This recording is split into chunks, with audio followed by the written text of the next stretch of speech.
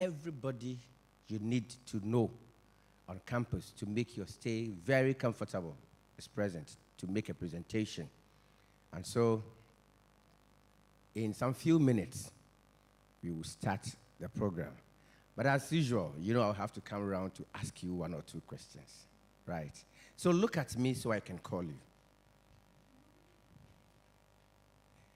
Look here, look at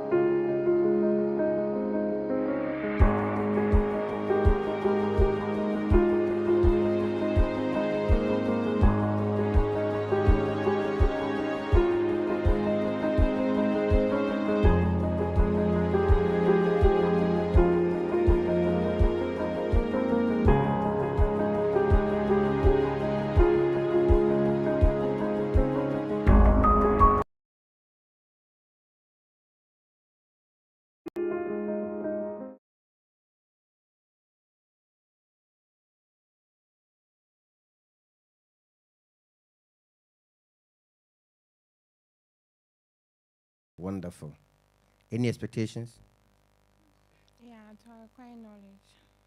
To acquire knowledge and acquire it to the maximum. Awesome. Big man. He's a giant among all level hundreds. Awesome.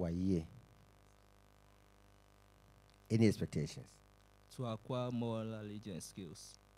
More knowledge and skills. Good. Good. West side. Downtown for. Hello. Yeah, those there are those from the downtown. Chairman, are you 16 years? 18. You. Incredible. Any expectations? Yeah. To acquire knowledge and more. Acquire knowledge and more. Awesome. I want to assure you and promise you that once you're in KTU, you definitely will acquire more knowledge and skills. Don't worry, I won't ask you, eh? You are so busy on your phone such that I would just feel that I can ignore you. But the Holy Spirit said I shouldn't ignore you, my son. Yes. What are your expectations? To further my education. Of course, everybody wants to further education, that's why they are here. But any expectations in furthering the education? Festival.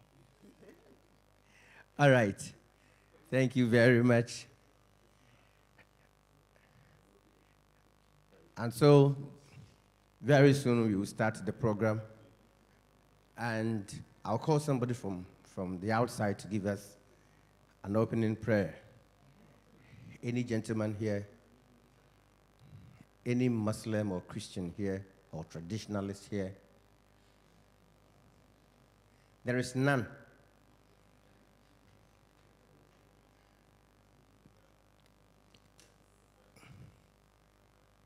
Yes. Give us the opening prayer. Our Heavenly Father, we thank you this morning once again for giving us another day. We are here to begin today's program. We commit it to your care. Father, take care with everything. When we die with it, glory shall be into your name. Amen. Amen. Those inside, I couldn't hear you. Amen. Amen. Good. You don't seem to be in the spirit. Eh?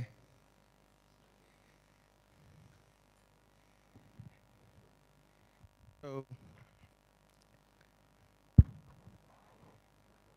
if you look at my immediate right, we have 3 strong men. I mean strong men.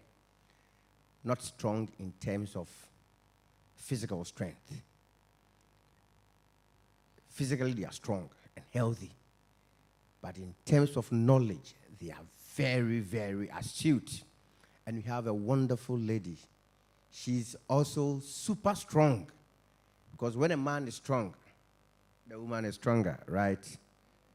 So if a man is weak, and I don't put negatives in the man. And so we have a strong woman. And today, unlike yesterday, I would let them introduce themselves. Once they are done, then I will add their titles. All right? Good. Yes, boss. Thank you, MC. I'm GK Abledu. In fact, he's not just GK Abledu, he's Professor GK Abledu, the Dean of Students Affairs. Shall I give it up for him? And so for all the issues relating to students, you see this very good man, all right? He's a father, he's a brother, he's a friend, he's an uncle, he's a grandfather, anything at all you can think of. Very affable. Just see him and he will attend to you. It doesn't necessarily mean that because I said he's always ready to see you and attend to your needs, you go see him Sometimes 10 o'clock you'll be calling. Woyale. Okay. Yes, sir. McLean Lovelace Dodo. Yes. He's Mr. McLean, soon to be lawyer. You remember yesterday I told you that. Soon to be Esquire. Lawyers say they are knowledgeable, you know that. And so they call themselves learned friends. Very soon he'll be a learned fellow, not colleague, because me do me a lawyer. Maybe, but not now. Say me co pensioner. Na mayako didi. All right. He's a very good man. He's the head of academic affairs, KTU. So anything relating to academics, your academic works, if a lecturer decides not to come to class, which of course will not happen. Yes, if the environment in class is not conducive, all these things head academic affairs. So he ensures that your timetable, all right, the courses, everything is intact. Everything to make your stay on campus very, very effective. Good. Shall we give it up for him once again? Then our strongest woman. Hello, my name is Lisbeth Addy. She's Dr. Elizabeth Addy. When a woman attains that position, is that not so? Yes. Unfortunately, we have lived in that part of society where women have not been able to reach certain heights. Now, women are professors, they are doctors, among others. And the ladies here aspire to get to such heights, okay? If you receive it, say, I receive it. Obi ye man ko awie chen di kura ko ware. It won't can be. All right. And she is the head of quality assurance. The word is quality, not quality. Quality. Quality. All right. She's the head of quality assurance. And so they will be coming around. Sometimes you'll be in class and you see her around. She wants to ensure that lectures start on time, the classroom is well kept, everything is on point. I told you, anything at all that will make your stay here on campus very, very attractive. Okay.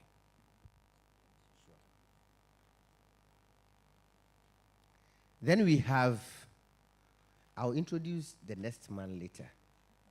He's my boss, so, but let me skip him. Because I said 3 strong men. You remember that? That time he wasn't around, but he's also a very strong man. Sir. Timothy Fiajin. I call him Uncle Timo. As for him, even if he gets to emeritus and you call him Emeritus Timo, he will not like it. Just call him Uncle Tim. It tells you the kind of person he is. Very, very affable, humble. All the accolades you can give in an individual, he has it. He is the head of admissions. Inti nipa o ma oba college ha. Would you clap for him? If he had decided that you wouldn't come to KTU, could you so call a Uhia Madrin College of Education? All right. Thank you, Uncle Tim. And then there is this young man. I call him young because he doesn't have gray hair. And I have gray hair. Yes. He will introduce himself, then I'll add the others. All right, good morning. The MC mentioned that I don't have gray hair. Probably he doesn't see where I have the gray hair. All right, I'll start with my botanical name. Simply call me Kasatinting.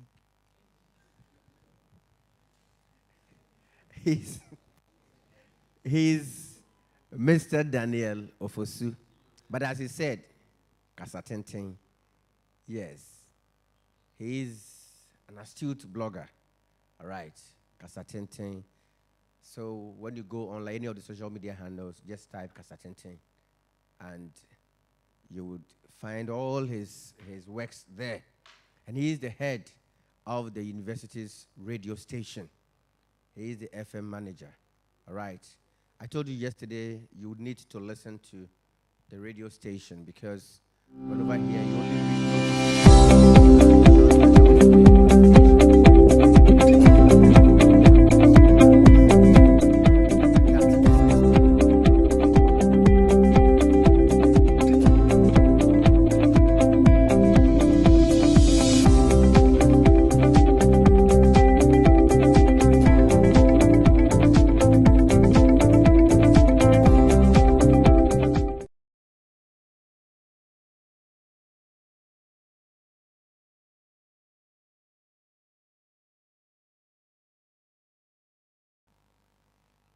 please move one up.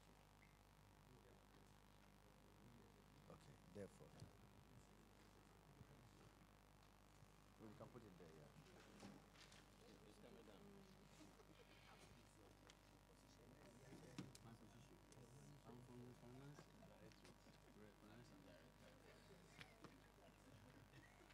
All right. You just saw that one nice gentleman, in fact, a very short gentleman entered, right? He's short because comparatively I'm taller than him. Yes. He's all smiles because that is his nature. A very good man. He will introduce himself, then I'll add the others, just as we did for the others. Hello, precious ones. Yeah, I'm James Bayentia. Is it coming? Is it coming? Yeah, currently acting for the Director of Finance. So I'm here to talk about financial issues. Thank you very much. You see the cash people? You see the cash people? No long talk. Figures. All right, so as I said, he is the acting director of finance. He's not talking on behalf of anybody. He's talking on behalf of the finance directorate because he's the acting director of finance. I suppose in easy, and I am the MC. Clap for me. Good, good, good. Just as we did yesterday, today too, by the grace of God, somebody will have to chair today's program. And to do us that honor throughout the whole orientation program is our very own, humble, soon-to-be lawyer, Mr. Macklin Lovelace Dodu. Shall we clap for him? Thank you very much, my brother. It looks like, you are full of credentials this morning. We thank you very much for coming today. Yesterday, we had a very nice time. When I walked in this morning, the confused faces I saw yesterday in the morning, I realized was over. I mean, they were not there. It means that, the messages are working on you. So we will start with the program. Today, we will have a very exciting time today. So we'll start with the program, as fast as possible because we are far behind time. So I'll hand over the mic to the MC for us to continue the program. Thank you very much. Thank you very much, sir. Now, the first presentation we're going to take from the Dean of Students, Professor Godfred Abledu.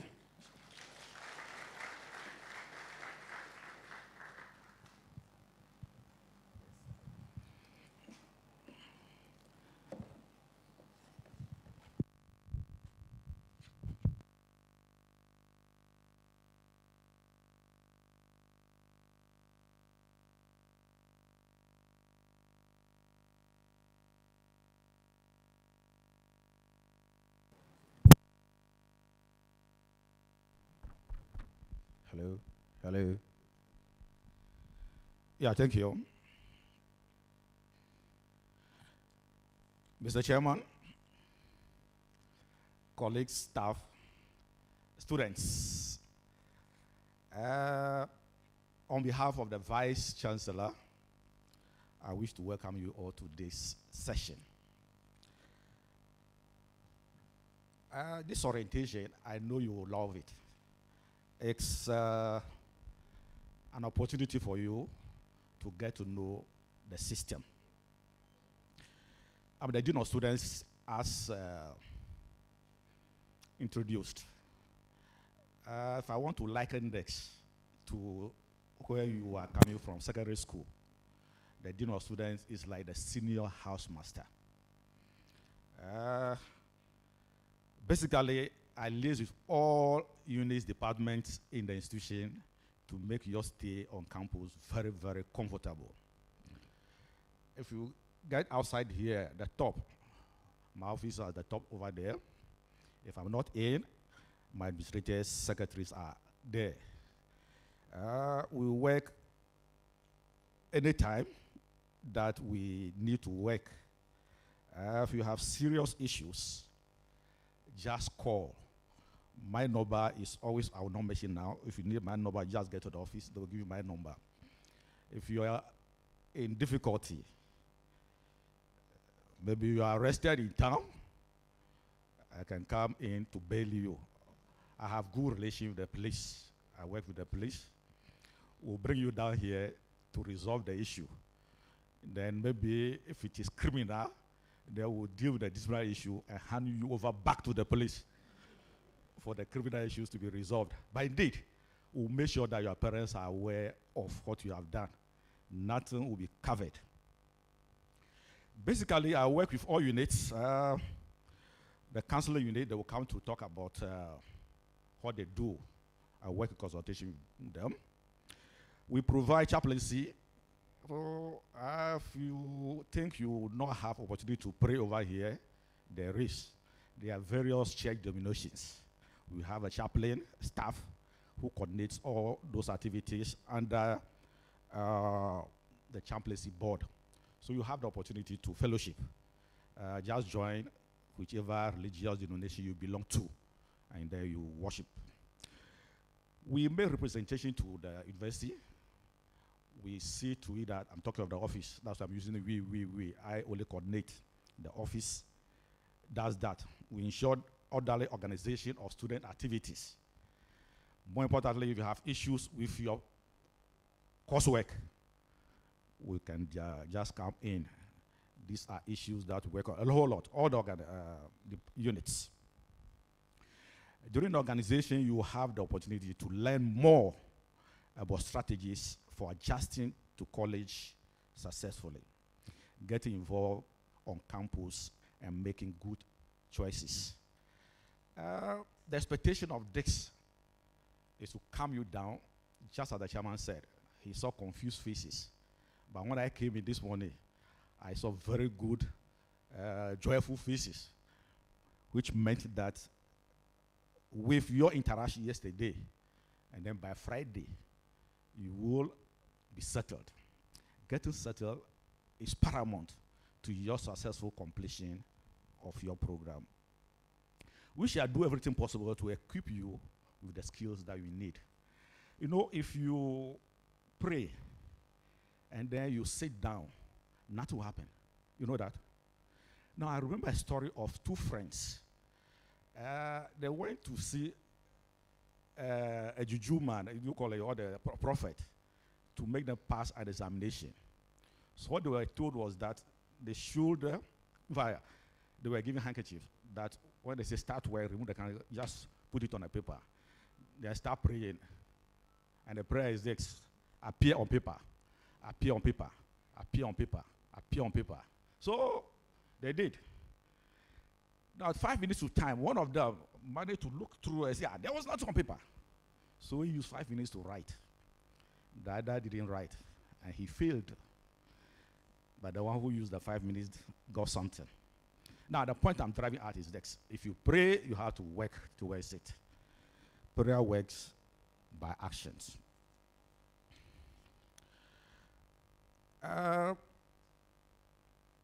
If you get in contact with colleagues, that's how you get to know that this person is from a different background.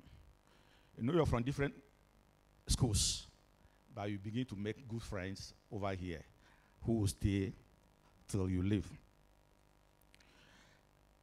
Very important thing that I want to leave with you. All what I'll be talking about, just mention them in the flash. All the units, organizations, we'll be talking about them. Academics will talk about the same thing that we're talking about because I work in consultation with them, collaboration with them. Counseling unit will come, quality, etc., etc. So I'm just giving you a gist that once you have gone through the process, you should get yourself settled. You need to make friends. And if you have difficulties, consult friends. But consult properly. Do not just consult any friend. But the most important thing is consult your lecturers. For now, you might have seen, if you don't know your lecturers, you have seen some stuff over here. So this will be the first point of contact. If by the close of the day you get confused, you're getting disturbed, then get to any of them. You can get to my office. It's very near here, you know it. Will calm you down. Some years back when I went to school, in fact, indeed, I have spent some donkey years wasting in a certain village after my national service. Some years back, after sixth form, you have to do your national service before you go to the university. After the national service, I became a VC. You know VC? Yeah, I was VC. Village champion. Village champion in the village I was teaching. So I spent 8 years. In fact, not until I went to university before I realized that I wasted the 8 years in the village. So when I went to the university, in fact, I found it a very strange environment. I almost left. But talking to a colleague who I paired with in the room, it's not these days. Those days, you'll be single in a room or two in a room at the University of Cape Coast. We were two then. The guy I talked with, he was then in the third year. He calmed me down. He prepared breakfast for me, and then we began to talk. And after some hours, I got cooled. I had my siesta. Lunch, he gave me food. Even he gave me food. I got settled. The third day, after the orientation, I decided not to even move anywhere again. Now, similar thing may happen too. I'm sure it started yesterday. Maybe the first day you arrive and say, is this the environment, etc., etc. Now, if you get to a situation like this, get to any of the lecturers, any of the staff that you know. They'll counsel you, and you'll get settled. We have a counseling unit. If you have psychological issues, if you have financial issues, I will not give you money anyway, but I will help to convince your parents to give you money. But indeed, we can also convince the institution to also give you money.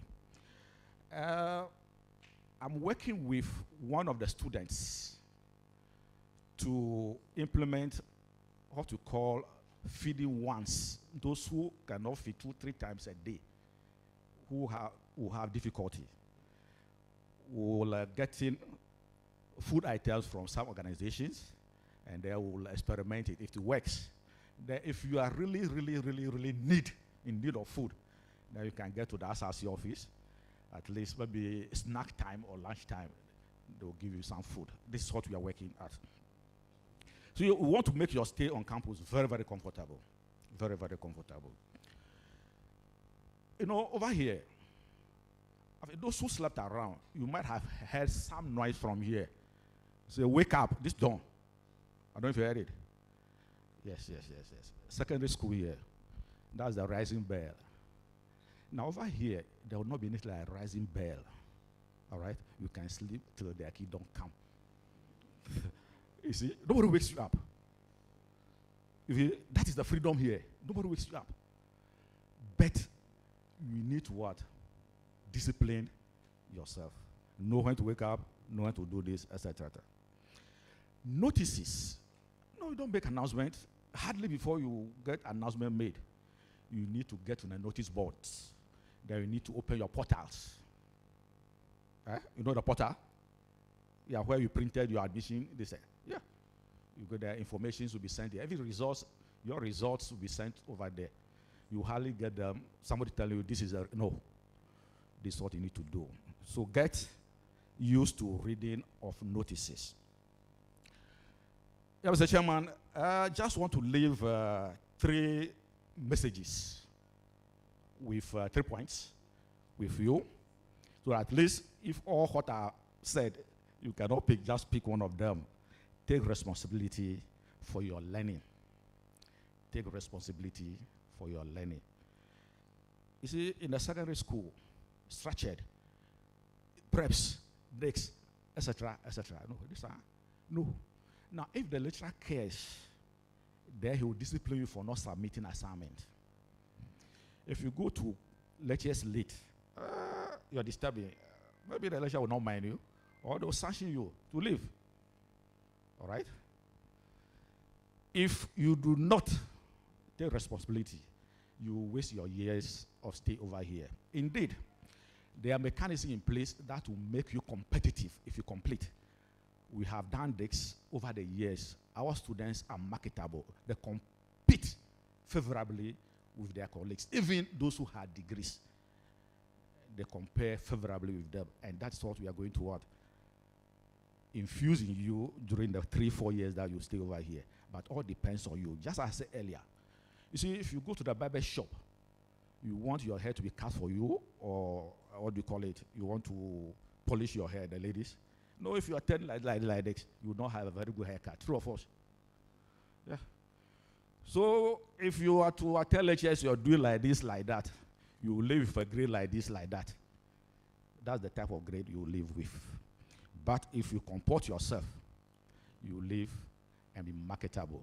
You compare and be compared favorably with other colleagues from other institutions, even the traditional universities. If you had been abreast, maybe during orientation, if you had a chance to meet the vice chancellor, or during matriculation, you'll be told that we have been graded first among the universities in Ghana last year. The best of the universities in Ghana.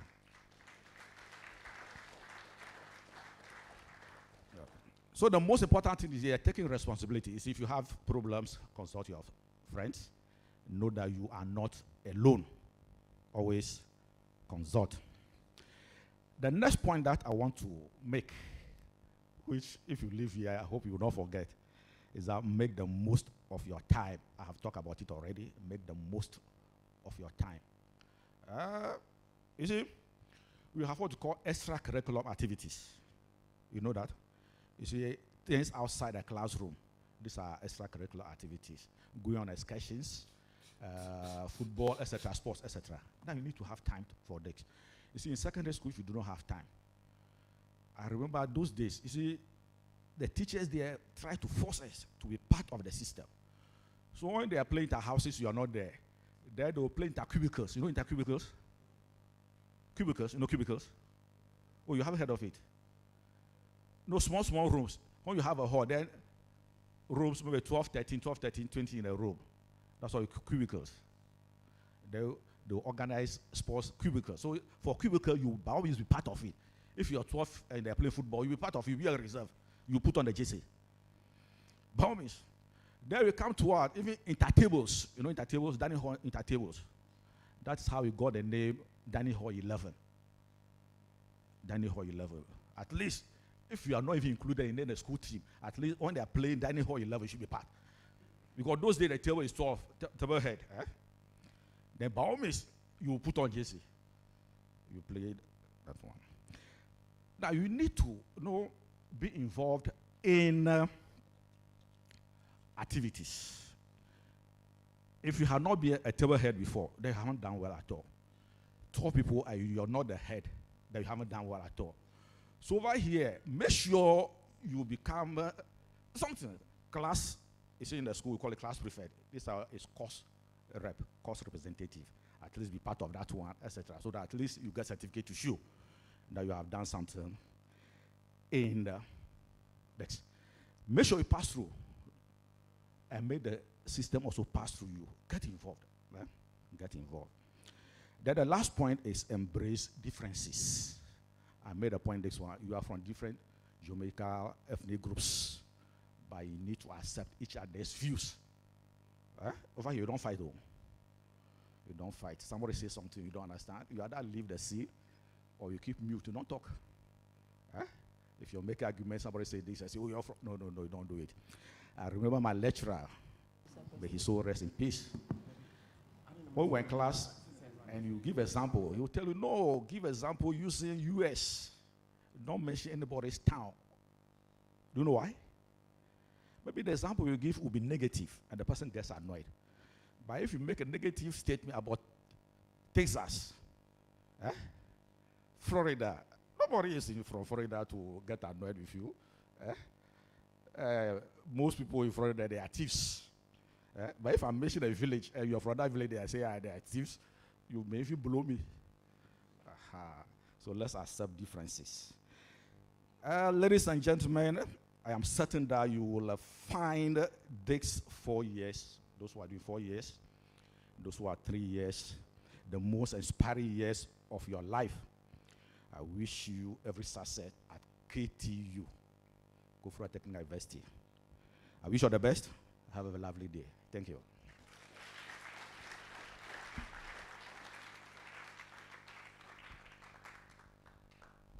We can do better, can't we? Great. Thank you very much, Prof. G.K. Abledu, Dean of Students. There is one interesting thing about his presentation. Embrace differences, all right? The very moment you refuse to think, in fact, you refuse to exist as an individual, is when you play the tribal card. You play the racist card. Then you have refused to exist as a human being. Oh, wait, I'm going to need, oh, dog, you know. Na fantini na kawe na ubofu, oh. Na santini so die. The very moment you begin to do these things, you have refused to be a human being. And so God will regret creating you. Now the question is, what role did you play in becoming who you are today, in terms of tribe? Did you deliberately select your parents to come from a particular tribe? No. And so when you don't embrace such differences, it's dangerous for your stay here. So if you have any preconceived mindset before you got here, try your best to at least change such perceptions. Hope that is fine.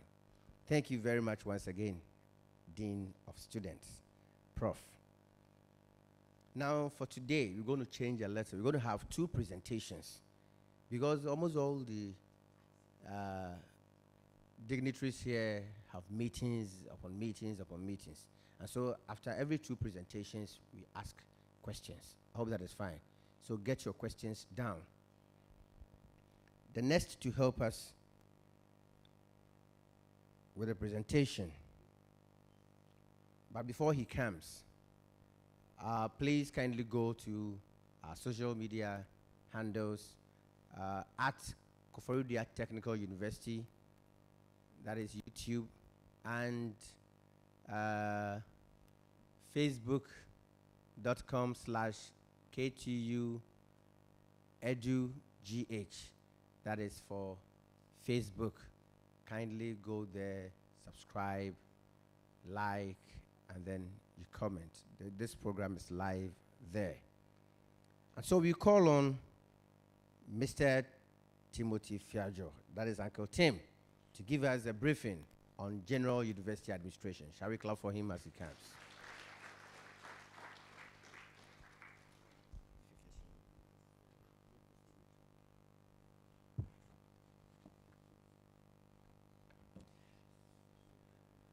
Good morning.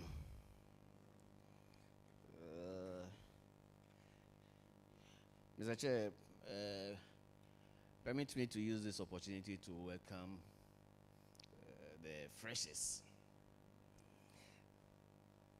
I refuse to call you students because you are not students yet. I'll tell you why. Yeah, I'm here to present on the general university administration.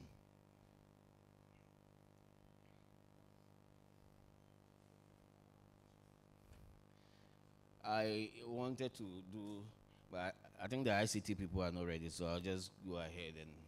So. I believe you know the mission of the university. Have you seen the mission of the university anywhere? Now we have a mission that is to provide tertiary level technical education through the development of career-focused skills in collaboration with industry. That is our mission. That's we are here to provide tertiary technical education, and we do that in collaboration with industry. Our vision is also to become a reference point for world-class science and technology education and applied research.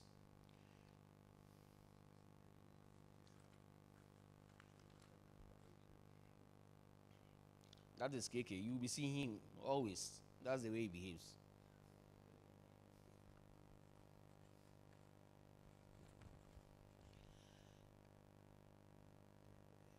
Ms. MC, I hope you are taking, you are deducting the time from it.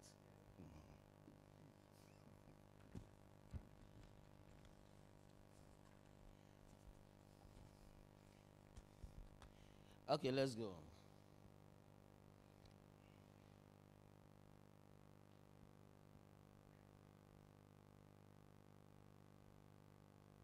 So, like I was saying, that is our vision.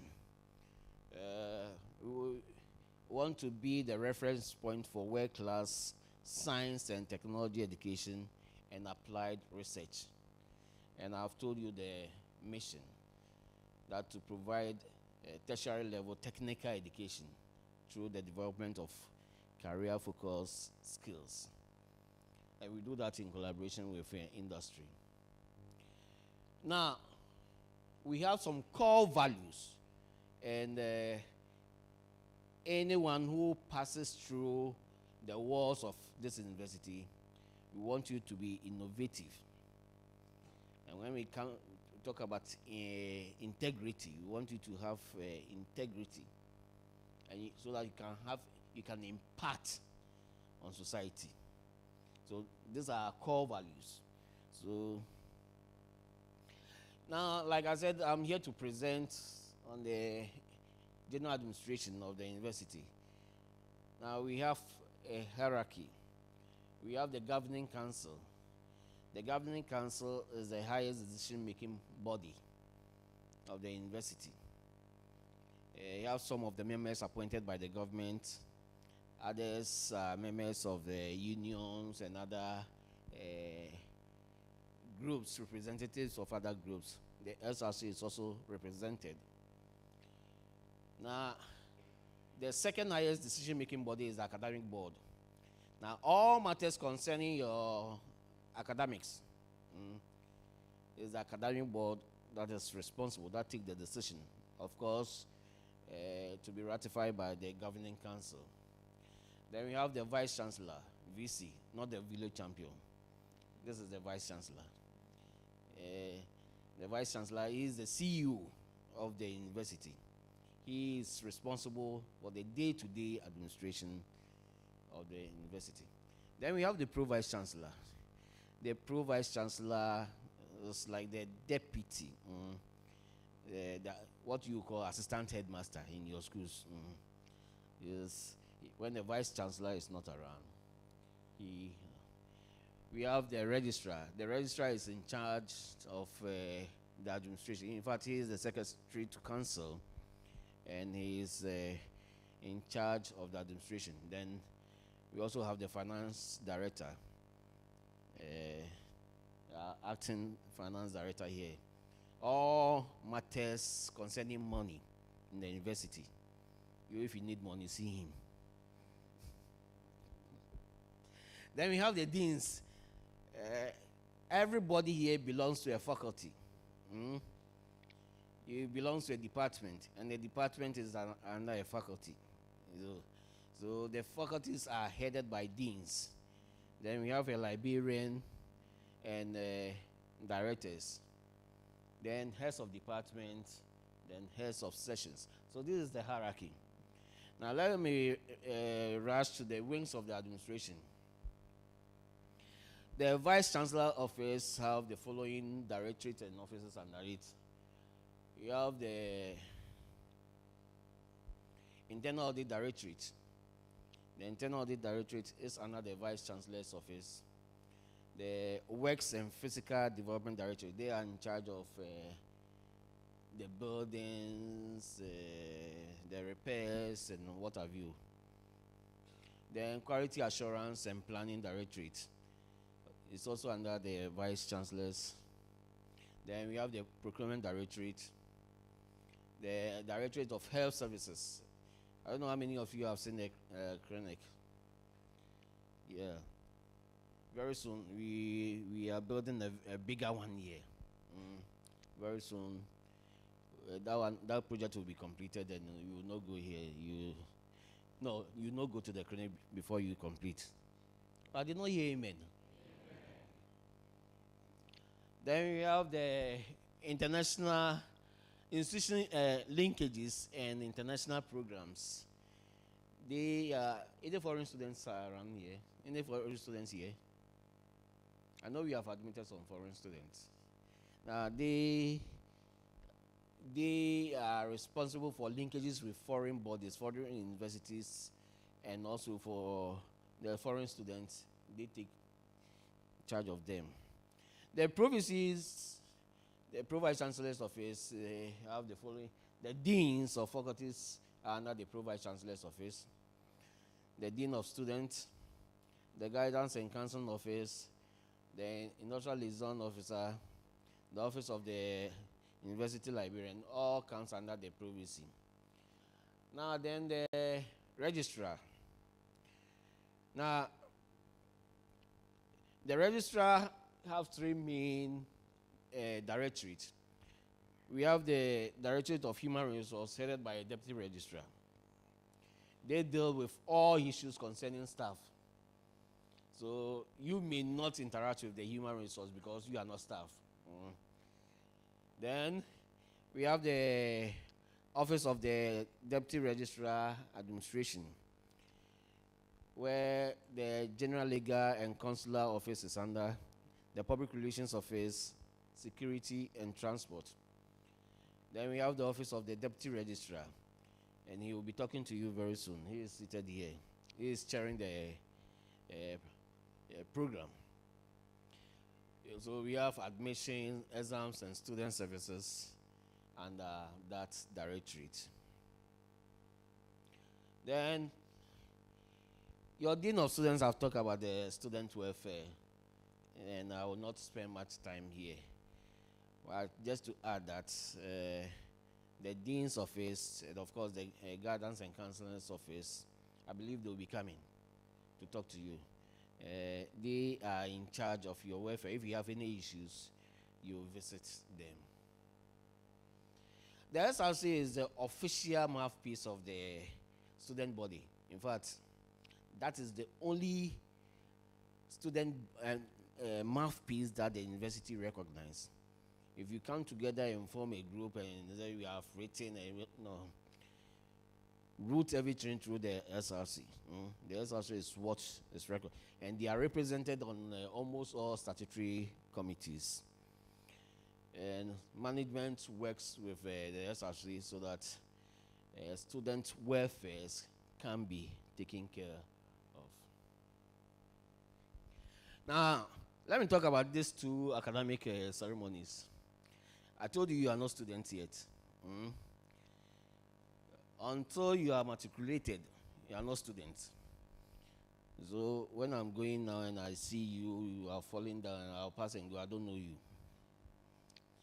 But when you are matriculated, then you become full student. You have all the privileges and rights. Right now, you don't have rights, you don't have any privilege. But very soon, you'll be matriculated. And in every tertiary institutions, these two ceremonies are very important. You are matriculated, and where you are officially admitted. Then when you complete your program, and we are giving you out to society, then we graduate you. And that's say we will hold congregations for you to graduate you, present you with your certificates. So there are two very important ceremonies that all of you will have to attend.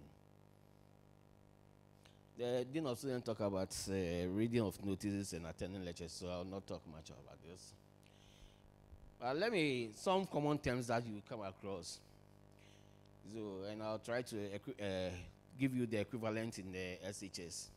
He talk about the Dean of Students, like the housemaster. In the secondary school, what you call courses, say, what course are you doing? I say, I'm doing business. Here we call them programs. You are doing HND accountancy. HND is program, it's not a course. Now, secondary school, what you call subjects, maths, English, what have you. Here we call them courses. So you are doing accountancy, you are doing financial accounting, taxation. Those are courses under the accountancy program. Is that okay? What you call houses in the secondary school, here we call them walls. I believe you all have walls. Or you have not been allocated to a hall yet. We have 4 main halls. Okai, Afrane, Dasebre, Watin, and one. You will be allocated halls if you have not, that has not been done yet. What you call house masters here, we call them hall masters. What you call house prefects, here we call them hall presidents. What you call class captains, here we call them course reps. Is that okay? So don't still be living in the secondary school. So master and MI, here we call them lecturers.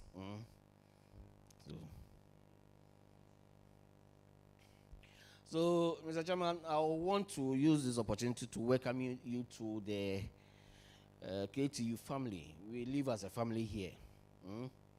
Feel free, if you have any issue, contact anybody. And let me say, if you need information, go to the right places. If you need information, go to the right places. You don't contact another person, a colleague student, and say, yes, say, no. Go to the right places and get the correct information. So on behalf of management, I wish to seize this opportunity to wish you a happy and a fruitful stay in KTU. Thank you very much.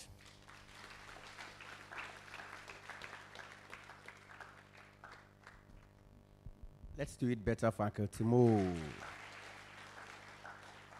Uncle Tim, thank you very, very much. That was a wonderful presentation. Slow but surely, you are getting to know KTU, right? Okay. Now, questions. I told you the first 2 presentations, we ask questions. If you have any question, you can ask questions. Then we have some pieces of information from our social media platforms. Are there questions? Let me check.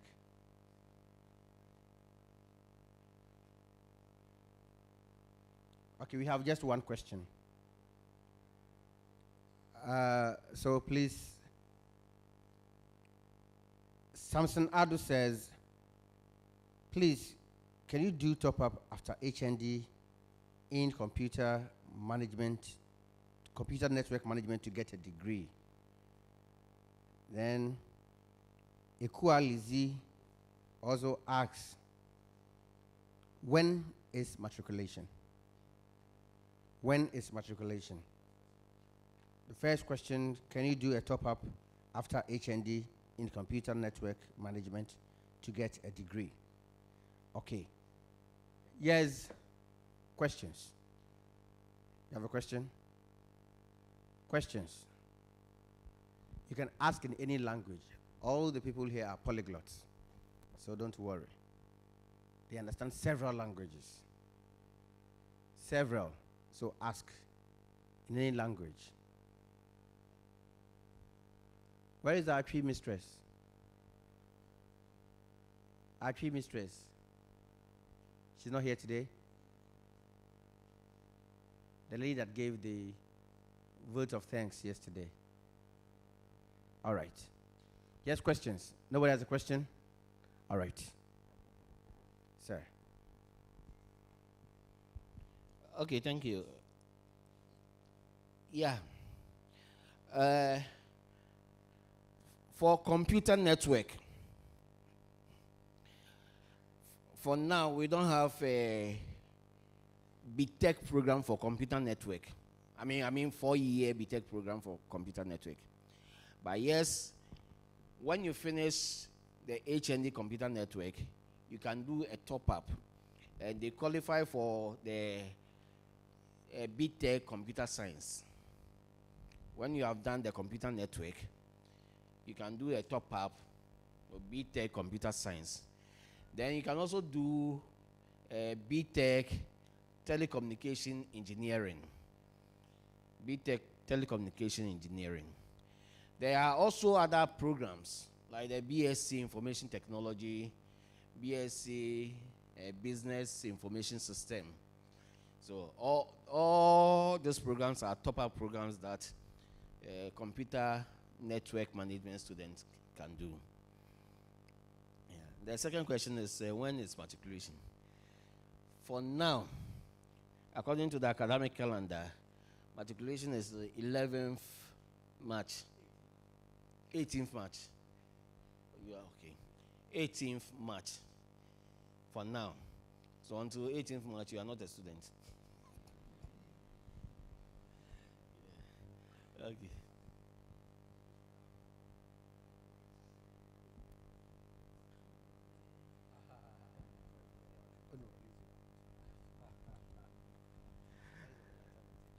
Yeah, you are not a student. This one is just on a lighter note. You are recognized students, just that you do not have the rights and the privileges. The rights and the privileges will be explained to you at the day of matriculation. We recognize you as students. If something happens, immediately the junior student is there. Like I said, if you get to town, you are arrested, you call, I'll be there. You quickly be what? So you are recognized as students. It's, what do you call it? Just that you do not have the rights and the privileges. Thank you. Thank you, sir. But do not do anything to warrant police arrest. Don't do anything to be arrested. Okay, Prof. Thank you. Any other question? All right. Lecture starts on Monday. So if you're not a student, stay home. Okay. We must say that once you are here, do everything possible to learn English. Because as it is in Ghana, that is, thank you, says, as you leave, we are grateful. Sir and Madam. Today, unlike yesterday, we will not be seeing them seated throughout the whole program. I told you they are busy people. They man their offices, and they still have to go for meetings upon meetings. So please bear with us, all right? Okay.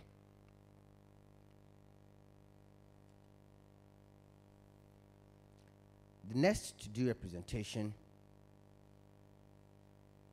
is Mr. James Bayentia, and he's going to talk about general financial administration. Do I have the right to tell you, what's your name? Abby, you have to go pay your fees. Have you done that? No, sir. Give me the money. I'll go and pay for you. Okay, he's my lecturer, so he gives me the money. Is that permissible? All right, so you go to administration. You want to take a transcript of your first semester results. Then someone sees you, don't worry, give me the money, I'll do that for you. It's easy. Or you go there, you are asked to pay 200 cedis, and the person takes the money and gives you the transcript. You think that's all? All these things we need to know. And so he's going to talk to us about general financial administration. Shall we clap for him as he comes? Thank you very much. Thank you very much, MC. Mr. Chairman, with your permission, I'm going to talk about the general financial administration of the university. Good morning, our dear and precious students. Just as earlier speakers made equivalence of some of the positions here to that of your secondary school, the finance directorate or the director of finance here also represents the BESA in your senior high school, isn't it? You were paying your fees through the BESA. Hello? Right. So here in the university, we have finance directorate. The finance directorate is headed by director called the director of finance. Any issue about finances in the universities is done through the director of finance. Director of finance sees to it that everything about our finances here is in order or complies with what the law says we should do. The Director of Finance of Koforidua Technical University has so many sections, but I'll just talk about three, those that you'll be dealing directly with. We have a section in administration block which is part of the Directorate of Finance. It is called Revenue and Payables Office. In other words, it's called Cash Office. So any issues about payments, cash, you have to go to that office. It's called Revenue and Payable Office or section. In other words, simply we call it Cash Office. We also have another section called the Students' Accounts. Everything about your fees, your ledgers, and whenever you want any, you are rendered any service to by the university, and you want to make payments, or you want to check your accounts as to whether you are owing the university or not, you have to contact this office, Students' Accounts section. Then we have another section, Financial Reporting and Assurance, which is directly at where the Director of Finance is.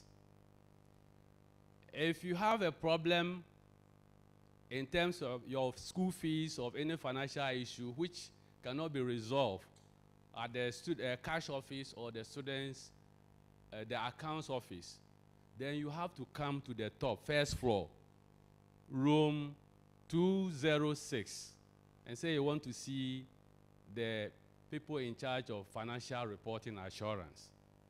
We have other sessions, but you will not have anything to do directly with them. We have budget session, we have stores, we have payroll and the rest, but you have no business transacting anything with them.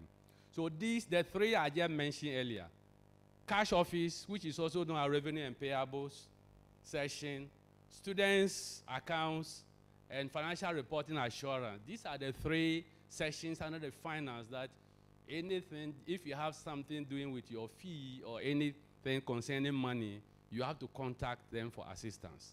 Are you okay? Are you all right? Right. In the university here, we have a policy on school payment of school fees. Our policy says 60% of your fee must be paid first semester before you register. So if your school fees is 1,000 cedis, 60% of 1,000 cedis will be how much? 600. You have to pay 600 before you can register. If you pay 599.50 pesos, the system will not allow you to register. Are you all right? Then the rest of the 40%, is payable the second semester before you register again in the second semester. So you see how kind we are. When we were in the university, first year, there was no way they will allow you to pay parts and then you pay, particular first year. You will not pay parts and pay the rest in the subsequent semester. Everything was collected at go. But we have, over the years, we know what happens and how the economy is. So management has approved, this policy is in place for all students. So please, a 60% payment for the first semester and then 40% for the second semester. I know some of you are going to ask questions about the confusion that you came and met when bills were sent to you. Then you came and they said, no, the fee is not same and all that. I will talk about that. Right. Mr. Chairman, the next issue is about payment of the school fees itself. We have a system called KTU Connect. KTU Connect. All school fees are supposed to be paid through the KTU Connect. All the designated banks that are stated in the school fee bill, whenever you visit any of those banks to make payment of your fees, tell them you are paying school fees to Koforo Diateca University using the KTU what? Connect. Don't go and pick pay-in slip and fill and then give it to them that I'm paying my school fees. Are you okay? Tell them you are paying school fees to Koforo Diateca University through KTU what? Connect. If you use any other means to pay, it will not reflect in our system. So we will not recognize that you are paying school fees. And when you appear before a registration committee, they may not register you because they have the system right there to check those who have made payment. And if you have not used this system to make the payment, your name will not appear. Are you okay? So please, make use of the K2. Every payment must be done, particular school fees, I'm particular about the school fees, must be done through the K2 Connect. So as I indicated earlier on, if you pay 599, you will left with 50 pesos. You have to go back to the bank and pay that 50 pesos through the KTU Connect before you come and register. Right, then, Mr. Chairman, the next issue is on,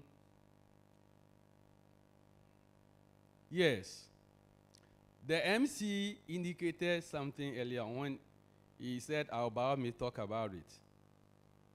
I just said all school fees must be paid through the KTU Connect.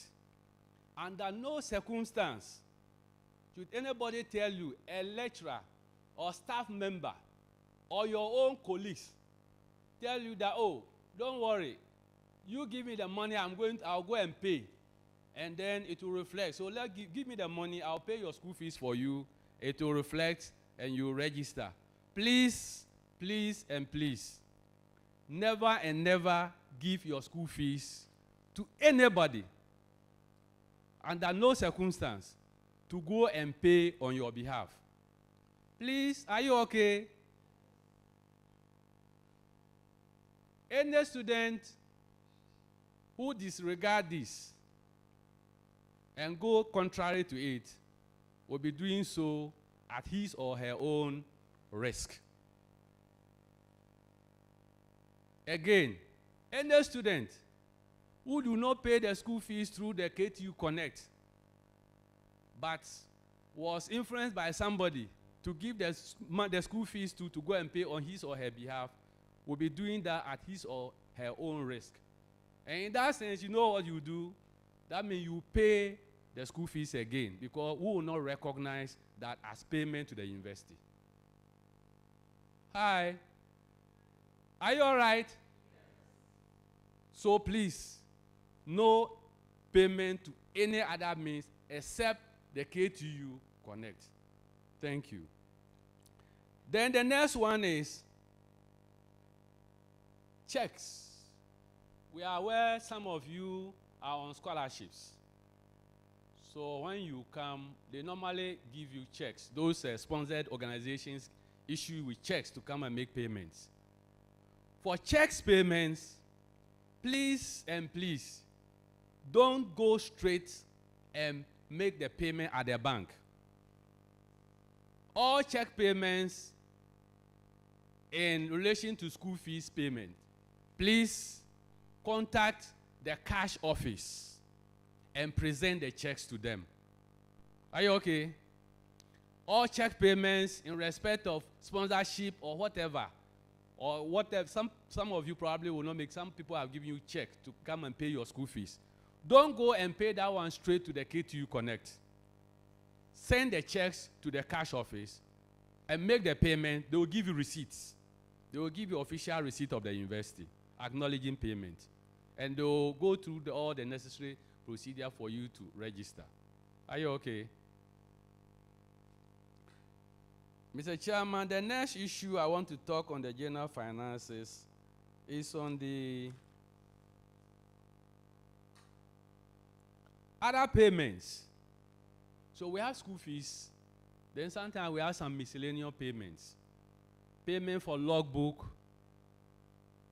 There are certain miscellaneous fees that sometimes will ask you to make payment or you have to pay. These ones, you will not pay them through the KTU Connect, but rather you pay direct to the bank. Anytime we want you to make those payments, we'll specify the banks that you have to make those payments to.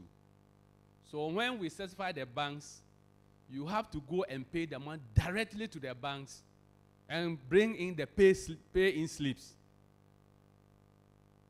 Please, again, I said the school fees, everything concerning school fees must be paid through what? The K2U Connect. Apart from school fees, there are other miscellaneous payments or fees. Okay, miscellaneous payment, not fees, that you may be asked to pay once a while. In respect of those ones, you don't go and make the payment through the KTU Connect, but rather the specified banks that the Directorate of Finance will be asking you to make the payment to, you make the payment through those banks and submit the pay-in slip at the student's accounts or the cash office. Please, do you understand me? Right. Mr. Chairman, I think the next thing, particularly the Tony issue, is about in fact, we submitted the bill to them to pay when we're giving you the admission letters.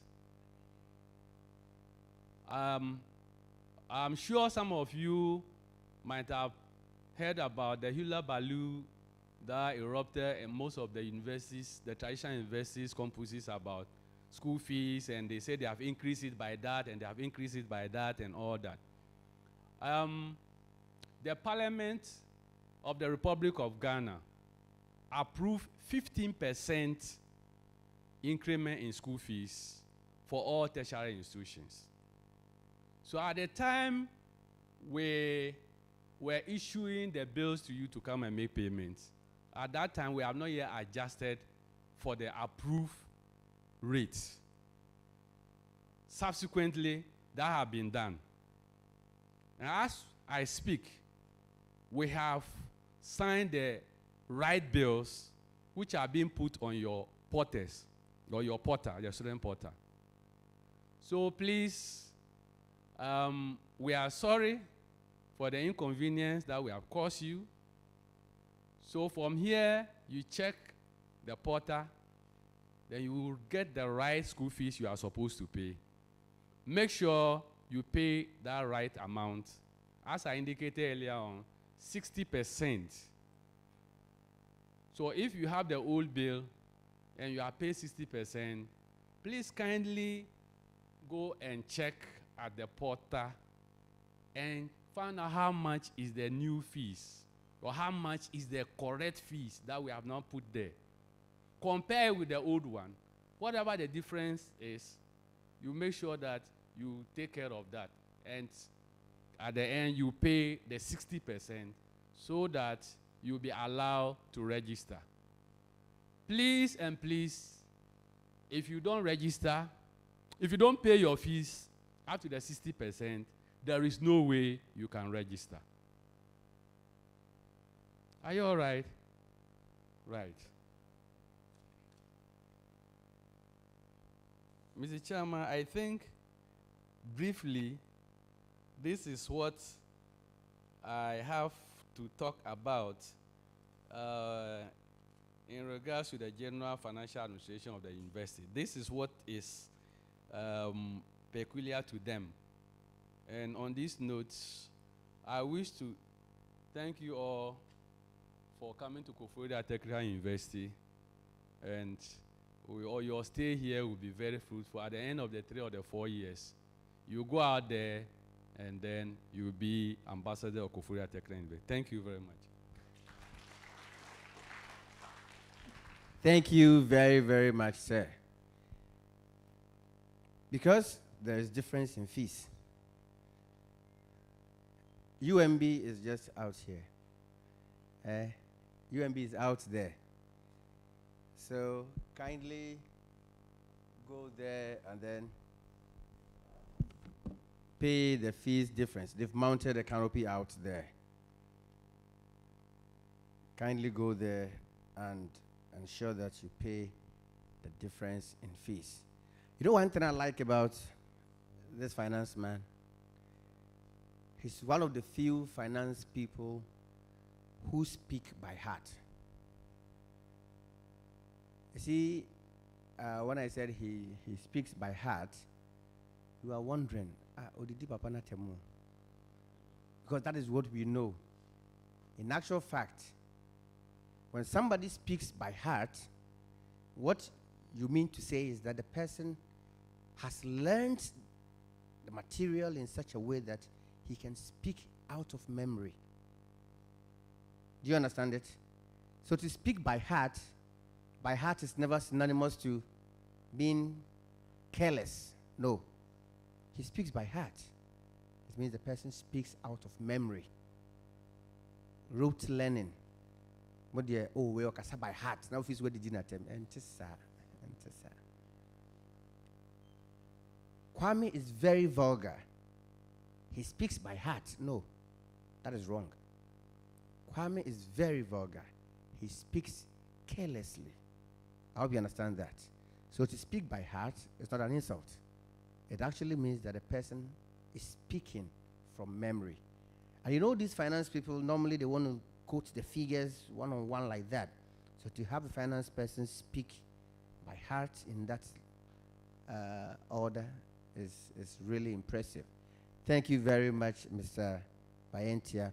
We're going to take a very short musical interlude while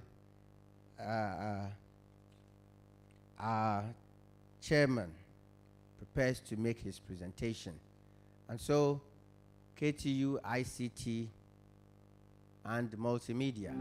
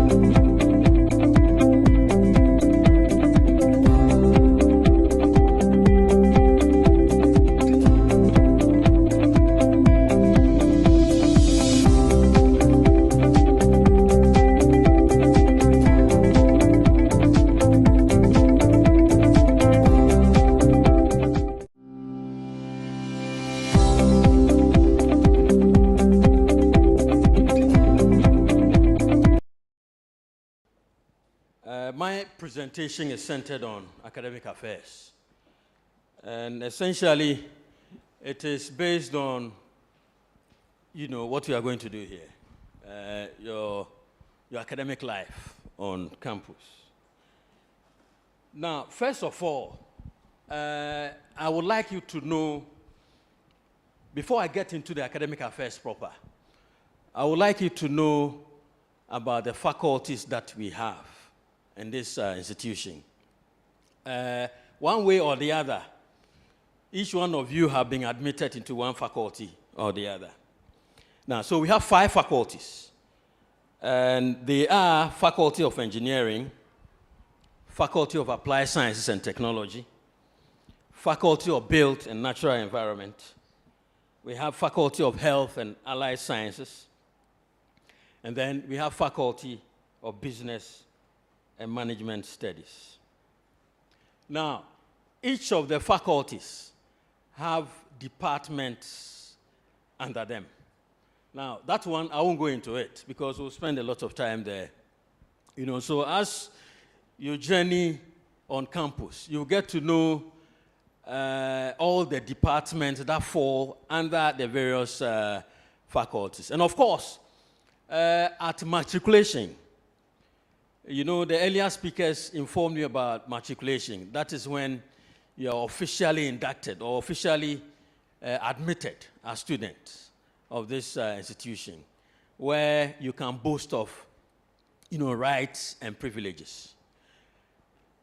At that ceremony, we'll hand you two important documents: student guides, and then a student handbook.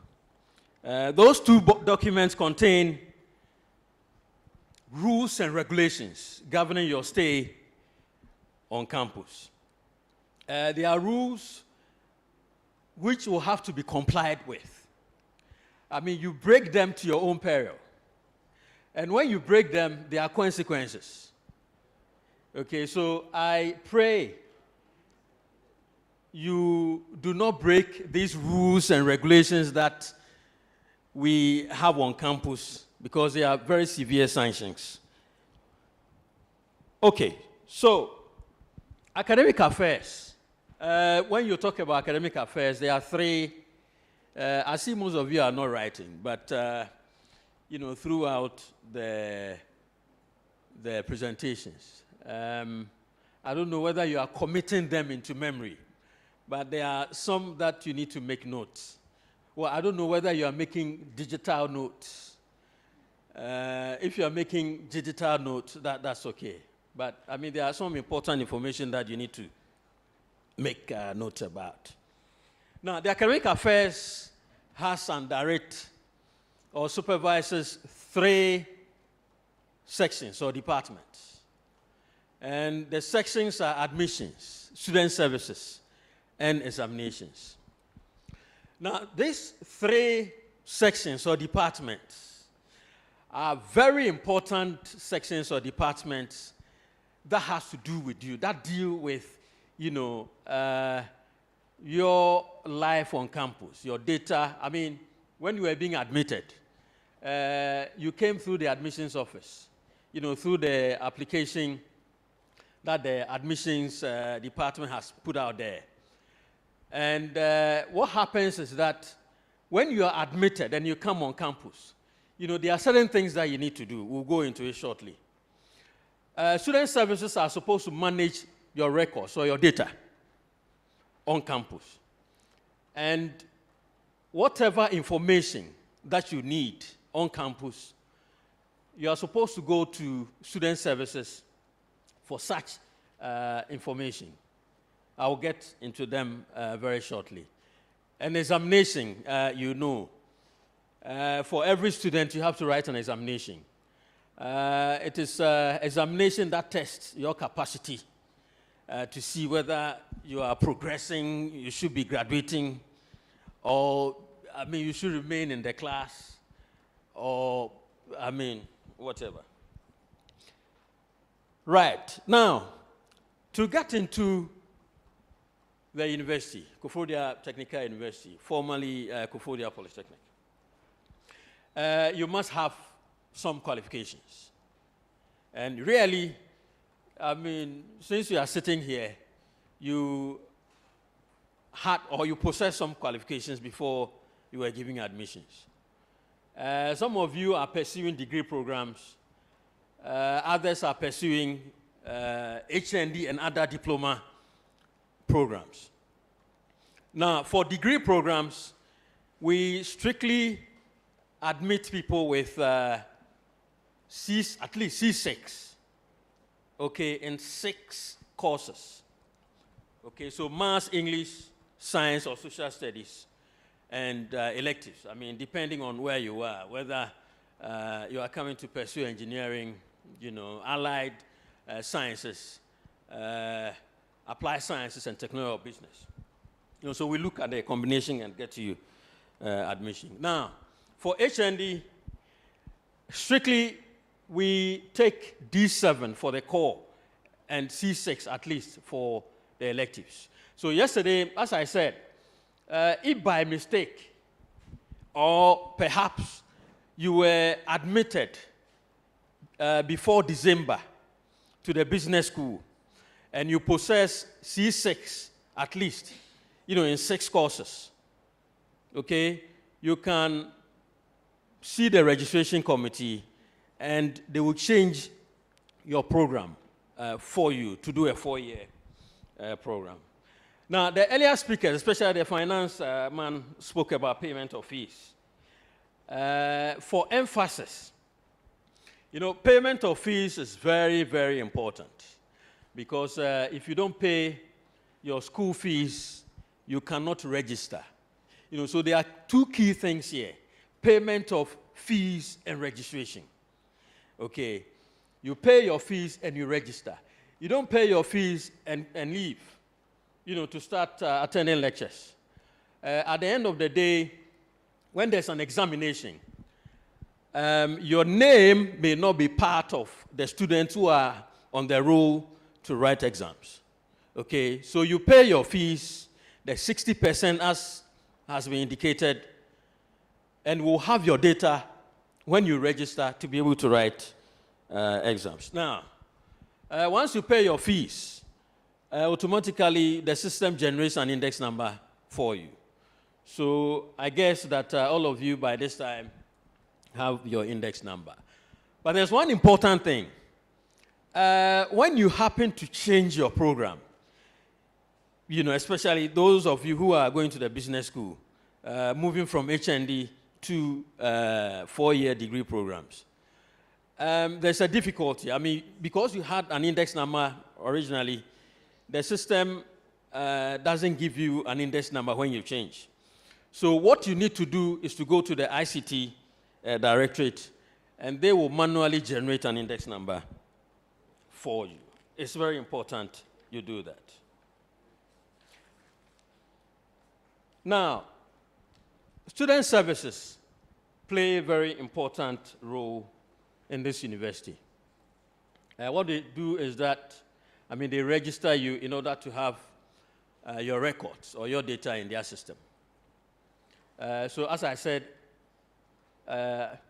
every semester, at the beginning of every semester, there's a need for you to register in order for you to have your data on the system.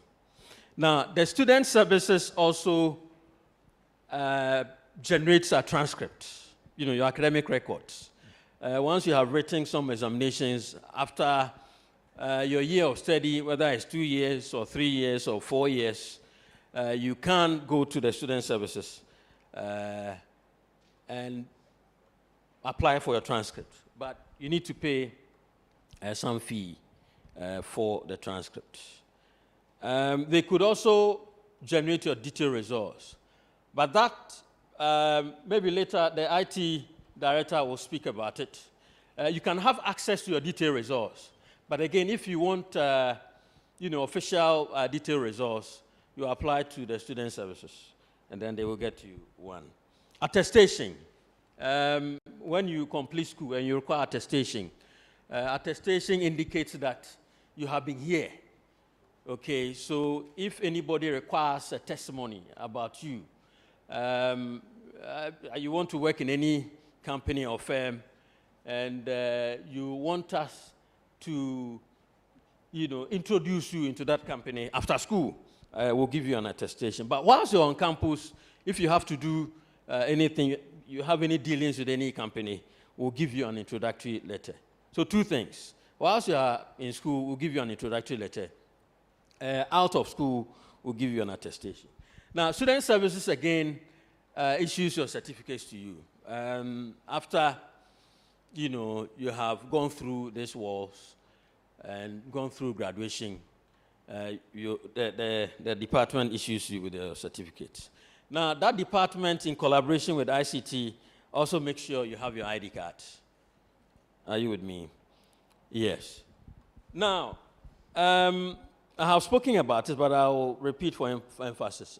There are 3 programs that you need to go through as a student before you exit.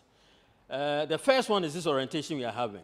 I mean, this program is creating, an environment for you to know, to be familiar with the things that surround your stay on campus. The other one is matriculation, that you have to go through to be inducted or formally admitted as a student. And then the last one is congregation. After everything is done, we organize that event for you and ensure that you have award you with your certificates. Now, the tertiary system operates the semestral system. We do not do the terms, term 1, term 2, term 3. I don't know whether your I guess the secondary school, they also changed their system because of the yellow and green and, things. But we operate the semester system. Now, for every semester, we have 16 weeks. Okay, for every semester, there are 16 weeks. Now, 14 weeks are allocated for teaching and learning, and then the 2 weeks essentially for exams. Okay, so your lecturers will take you through 14 weeks of teaching, and then the 2 weeks that will be left will be for examinations. So beyond the semestral system, it means that, for every year, we have 2 semesters, first and second semester. Are you with me? Now, essentially, I told you that at the beginning of every semester, you need to register. So as my brother at the finance section said, first semester, you're supposed to pay 60% to register. Now, during the second semester, at the beginning, you're supposed to pay 40%, to register. So once you pay your fees in every semester, you register. That is very significant. I mean, we have had some situations where people pay their fees and go. I mean, first year, they pay their fees, and subsequent years, they don't register. And that's very grave. When you do that, later, you will have yourself to blame. Right, so essentially, looking at the semester system, for your time here as a HND diploma or degree student, the degree students are supposed to do 8 semesters. Are you with me? For the 4 years, 8 semesters. The HND students are going to do 6 semesters, okay? And then the tertiary diploma and other diploma programs will have 4 semesters, okay? Because they are still on campus will only be 2 years. Now, change of name. It is not allowed for any student to change his or her name whilst you are on a program. Once you enroll on the program, you use a particular name that you brought, which was on your result slip till you finish. You cannot change that name. What happens is that if it becomes very important for you to change your name, what we can do for you will be, at the time you are being admitted to the school. If you have gazetted your name, filled and have an affidavit and gazetted your name, that is the point that we can change your name for you. But once you enroll onto the program and you register, you use that name till the end of the program. Now, as a university, we have an assessment that we are operating with. First thing that I need to talk about is attendance to lectures. You need to be consistent with your attendance to lectures. Later, when we give you the student handbook, you realize that when you absent yourself for 14 days, you are no longer a student. So lecture attendance is very important. You need to be here. You don't excuse yourself from lectures. Now, there are two assessment modes that we use as a university. We have the competency-based training mode and also the regular training mode. Essentially, the competency-based, it's the engineering, faculty that strictly uses it. When we talk about competency-based, it essentially speaks to, going through practical study. Okay, so what they do is that, the competency-based or the practicals takes 70%, and then the theory takes 30%.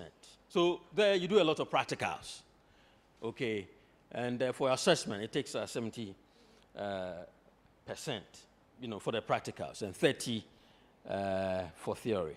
Now for the regular, which is, for those at the business school, what happens is that continuous assessment takes 40%, and then your examinations take 60%.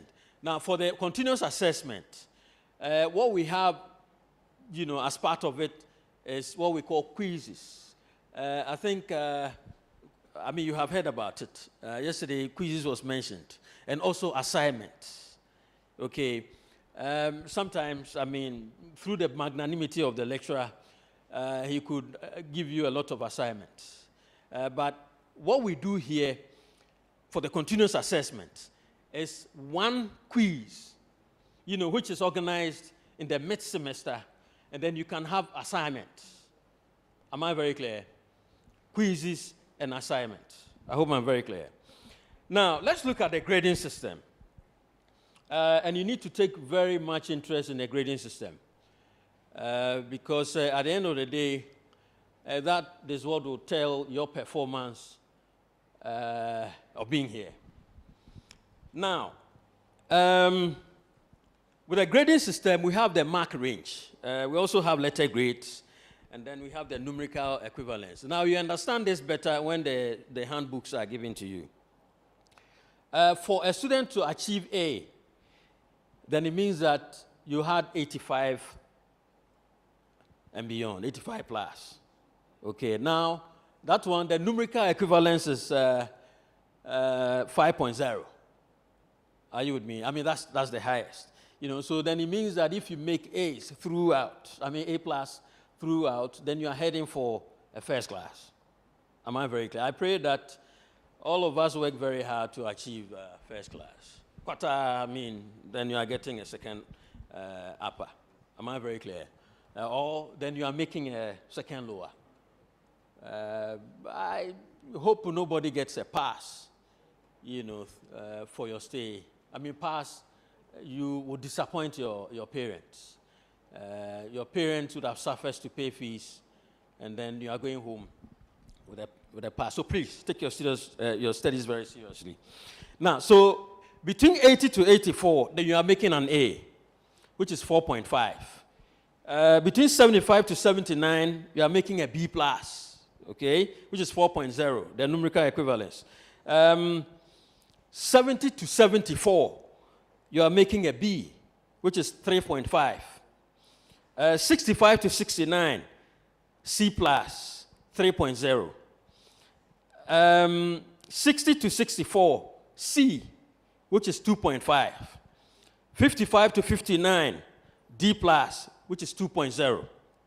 Now, 50 to 54, you are making a D, which is 1.5. And then below 50, that's an F, which is 0. Okay, so I think that all of us will try, and get probably C plus and beyond. Now, let's look at the grade point. Because, that calculation would inform your final GPA or CGPA, which would determine whether you are getting a first class or second upper or second lower. Now, the grade point is essentially a situation where, as part of the numerical equivalence that I indicated to you, you could make an A, which is 5.0, or A plus, which is 5.0, or A, which is 4.5. Now, what happens is that when you make A or A plus in a certain course, the course also has a certain credit hours, which may be 3. Are you with me? So in that case, then you are multiplying the numerical equivalence, which may be 5.0 or 4.5 by the 3 credit hours. Okay? That gives you your grade point. I hope I'm very clear. Now, we'll proceed to look at the grade point average. So after you have done all the, grade point calculation, your numerical equivalence multiplied by the credit hours, then you divide the GP, okay, by the credit hours, in a semester. And that gives you your GPA. I hope I'm very clear.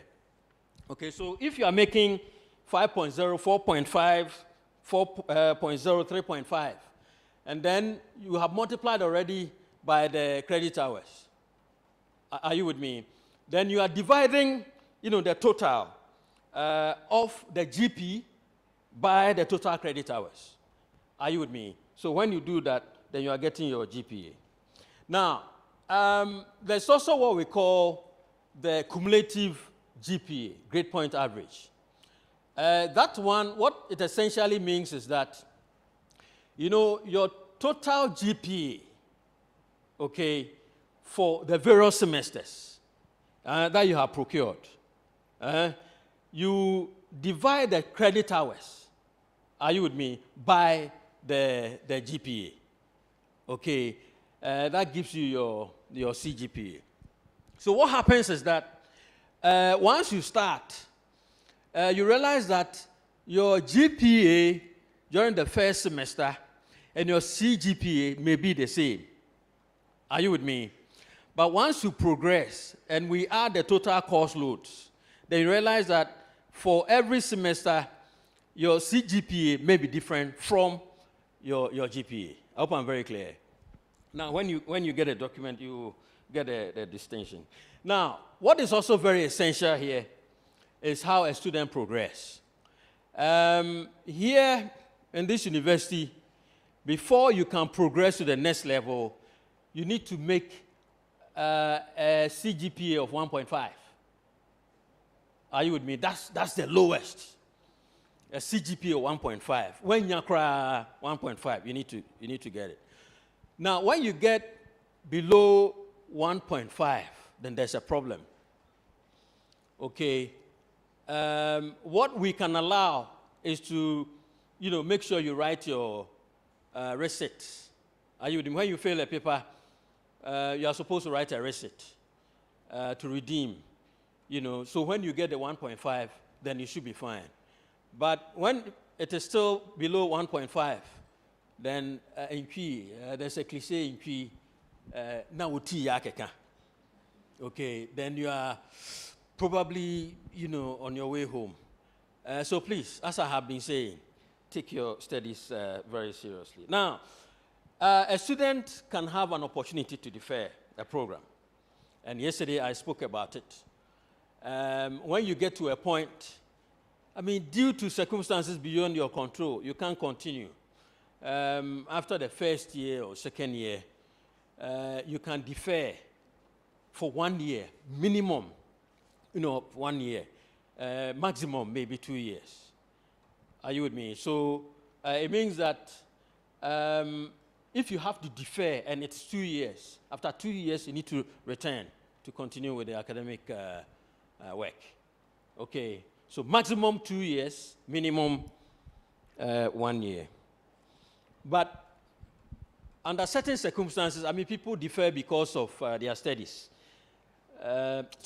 Work. If it happens that, you are a regular student and you have to defer your program because of work, if your weekend is not busy, you can opt for a weekend program. So you can apply to the school, to the registrar, office of the registrar, and explain that because of this reason, you can't continue with the regular stream, but you want to opt, for the weekend stream, and that will be allowed. But if you still cannot pursue the weekend program, then you can go off for 1 year or a maximum of 2 years and return.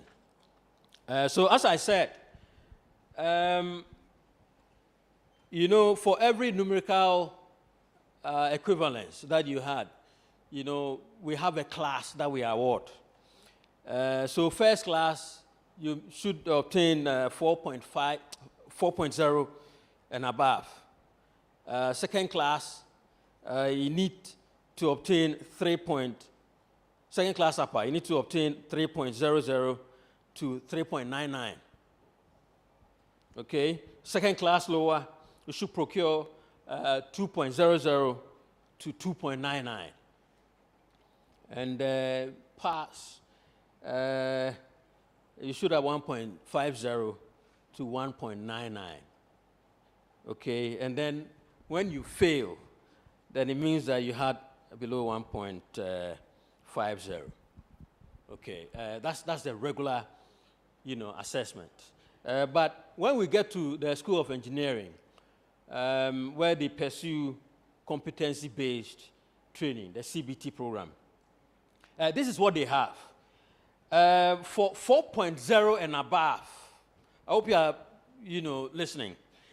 4.0 and above, which is 80 and above, what they award, what you see on your certificate is competent with distinction. 4.0 and above. 3.0 to 3.99, what you find is competent with merit.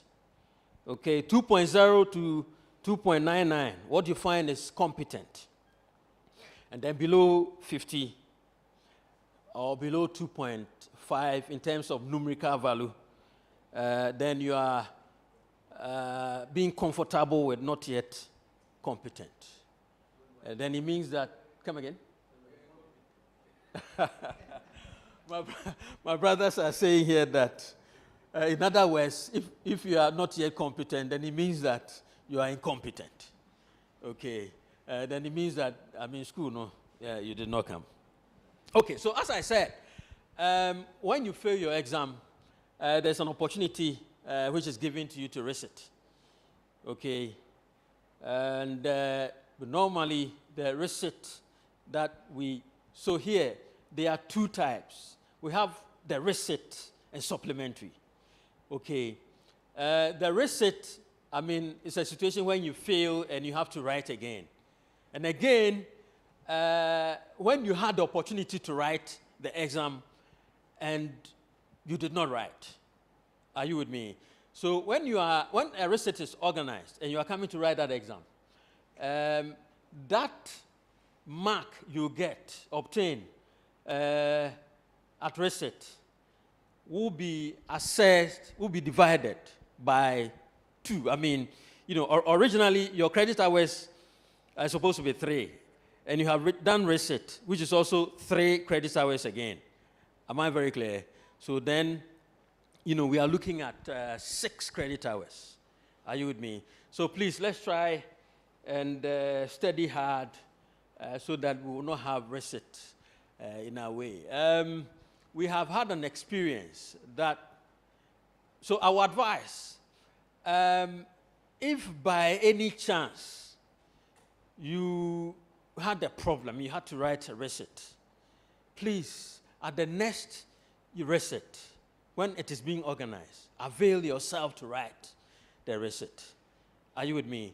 We have had a situation in this university where I don't know where the students go. They pile up their receipts, and then people can register 15 receipts.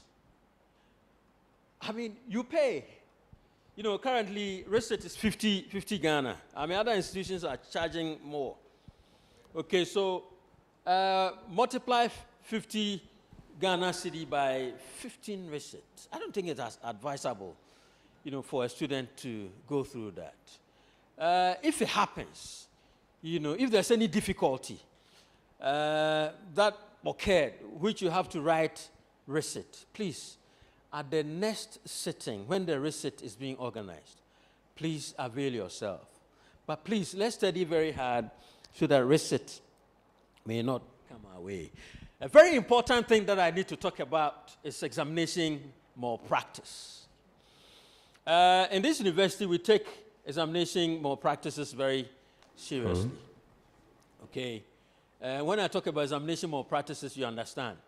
When you cheat in an examination, when you send foreign materials to an examination, okay, when you impersonate, okay, impersonation means, you know, writing, you know, probably for somebody. It's a very serious offense in this university. And when you are caught, you are not spared at all. This can send you home. So please, let's comport ourselves and make sure that we don't indulge in some of these practices. There's one important thing that I need to mention. Probably tomorrow, when the industrial liaison officer comes, he will explain, you know, extensively on it. Practical attachment. And we have two types. We have what we call field trips and industrial attachment. Field trip is essentially, you know, sometimes when the need arises, your course lecturer will bus you, you know, after he has taught a course, okay, send you to a place, a company, where, you know, that course he taught is of relevance to you, so that practically you can study a few things at that company. Now, the other thing is industrial attachment. That one is organized during the vacation. So you spend time with a particular company, you know, and practically study what they do there and acquire some skill set. So, Mr. Chairman, I'm the chairman, MC. I think this is where I'll bring the curtain down on my presentation. So when it comes to question time, we can deal with them. I am very grateful.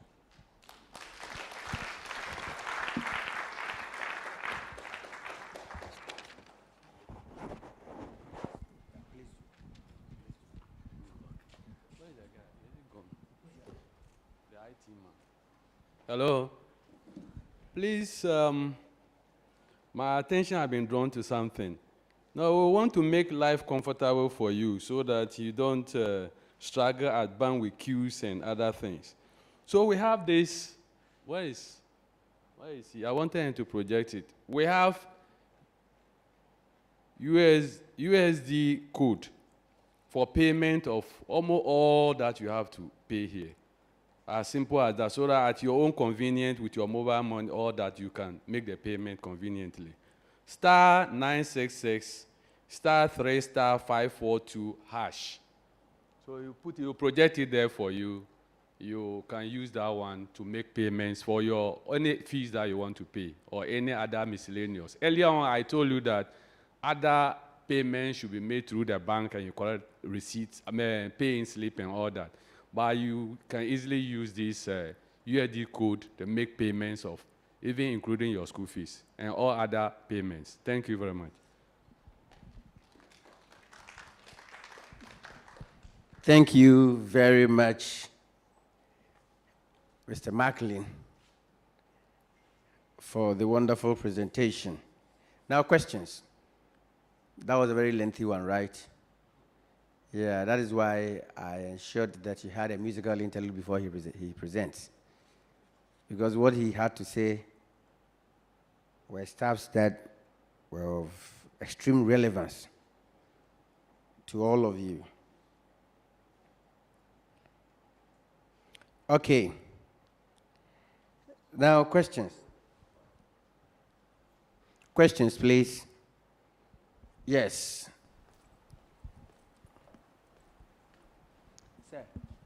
Sir, questions?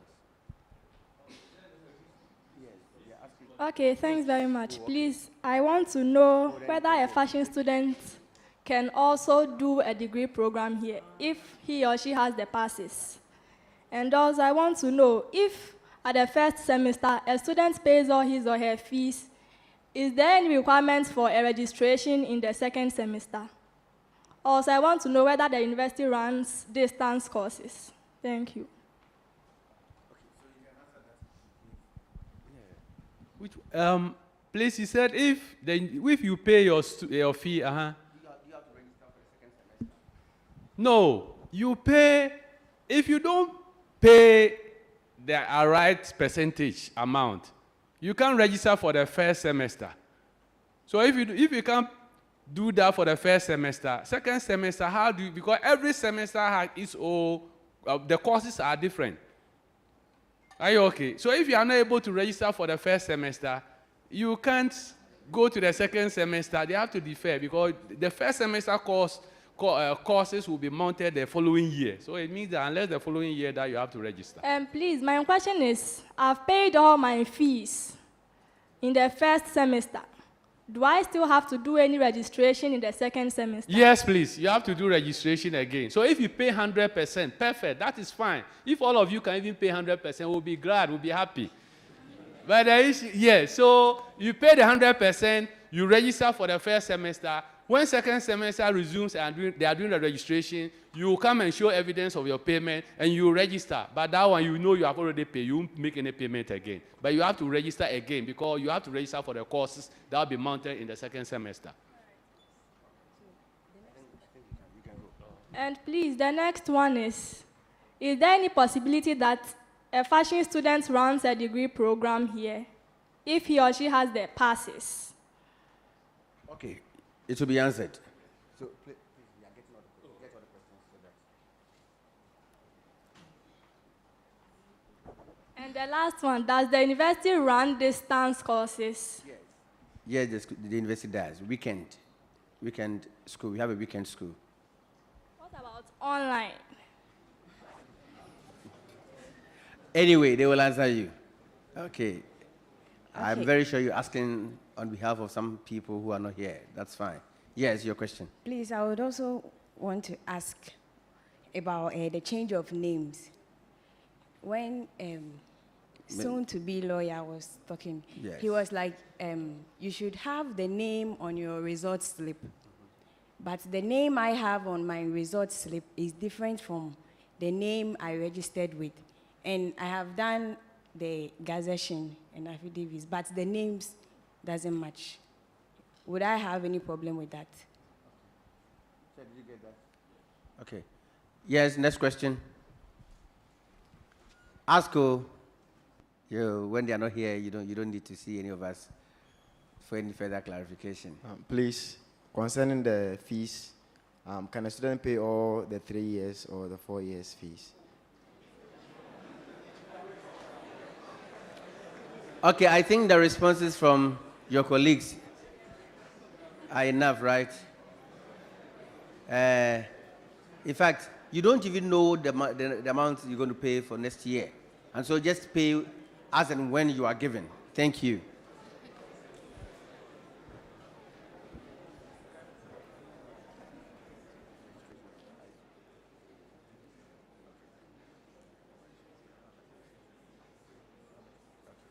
Now, let me pass this through.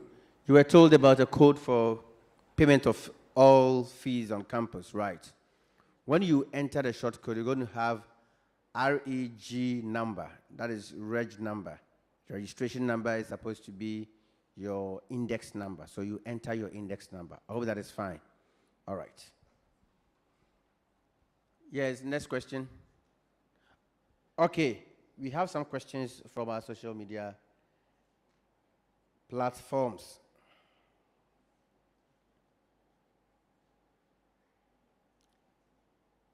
Now, somebody wants to know, sir, there are a lot of questions. Okay, somebody says, Big J, sir, when are we meeting the Vice Chancellor? And another person wants to know, please, can you do BTech after EET Part 1? Do you qualify for BTech after EET Part 1? Then Bonza Famia says, please, laboratory technicians and biomedical engineering can be found in the weekend or not. He wants to know whether they can be, that is Medilab and biomedical engineering. Do they have weekend? Please forgive me, I'm reading exactly what is written. And this is how you write. Senior Einstein wants to know, please, on my portal, they put me into Class B. Now, what does it mean on the portal? Class B. Probably he doesn't understand what Class B means in the portal. Cletus asks, please, how many years are you doing for the top-up? How many years are you doing for the top-up? Well, I think this one depends. If it's HND to degree, 1.5 years, right? Yes, and if it is university diploma to degree, 2 years. So that's it.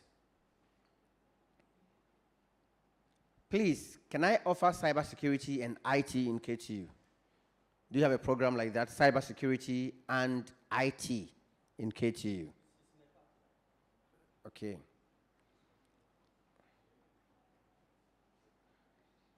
What is the meaning of matriculation? No, make use of your phones.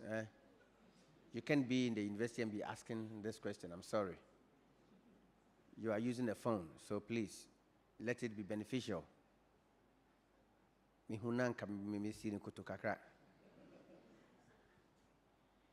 Lawrence, don't do that. Can we top up HND in biomedical engineering to get BTech or degree? BTech is the same as a degree. So to get the degree, please, and how many years is required? Mark Manuel, does KTU have a 4-year BTech program for biomedical engineering? We do, right? Yes, we do. We have a 4-year BTech in biomedical engineering. Then Chris, please, I want to know if you are offering a 2-year course like DBS IT, or you finish and you want to further and do another program like network management. Do you still have to get a new voucher to be enrolled? Okay, so Mr. Macklin said it's essential that we do DBS IT, right? Sir, we do DBS IT. Yes. Yeah, we do DBS IT. Chris, we do DBS IT. And when you're done, you buy new forms to be enrolled. There are some programs in DBS, when you're done, you get to HND, you start from level 200. I don't know if IT is part. But once you get to KTU, you may get to know. Just pass the DBS and all other things shall follow. All right. Pepra Martin, is HND in building technology timetable out? All timetables are out. Have you found them? Good. So copy them. Monday lectures start. Obi abeba class. Had this out. Obi when ring a bell. Nobody will ring a bell for you to get up and come to class. We mistake worry. Okay.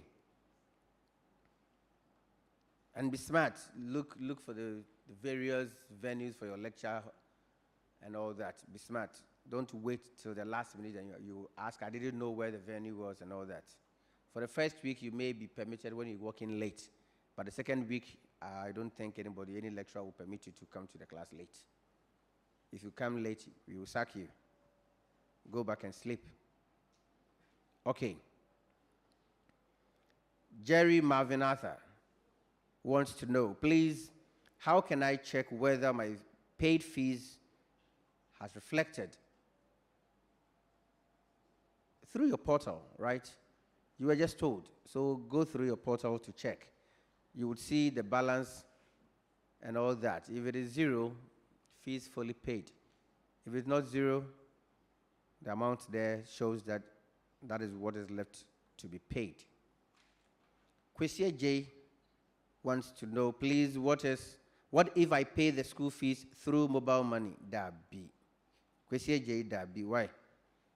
Mobile money, you send you a big cry to make it without fees. Why would you want to take that risk? Why? Fees. Okay, if you have a lot of money, you can try that. If your money gets missing, no problem. But you have been told to use this short code. And once you do that, it will reflect in your portal. But I don't think ATU has a number for which you need to send money to through mobile money. We don't. You can use the short code instead. Harry, please, concerning the fees, Absa Bank was not stated among the banks, but please, can we pay the fees through Absa Bank at KTU Connect? Is that possible? Well, if you go there and they do not take the fees, you'll be informed. They don't, eh? Okay.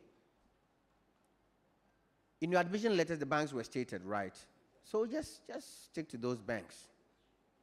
Charles Techi wants to know, sir, please, does it mean the use of the SSD short code to pay the school fees is not valid anymore? It is. It is. That is what is that is what is well projected. It is. So you can do that. Candy wants to know,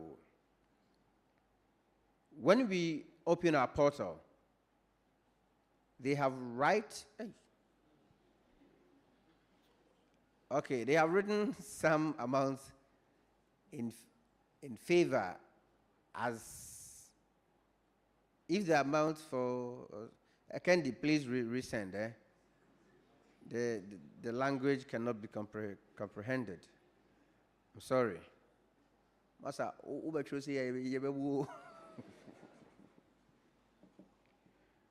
Well, one good thing with the admission process is that at least everybody gets to pass English.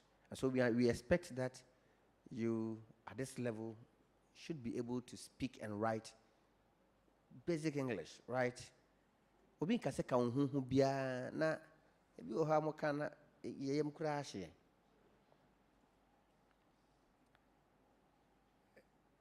Somebody says, wisdom. If I have money and you don't want to waste, can you please pay for the next level, that is next academic year, of your education? So you wait.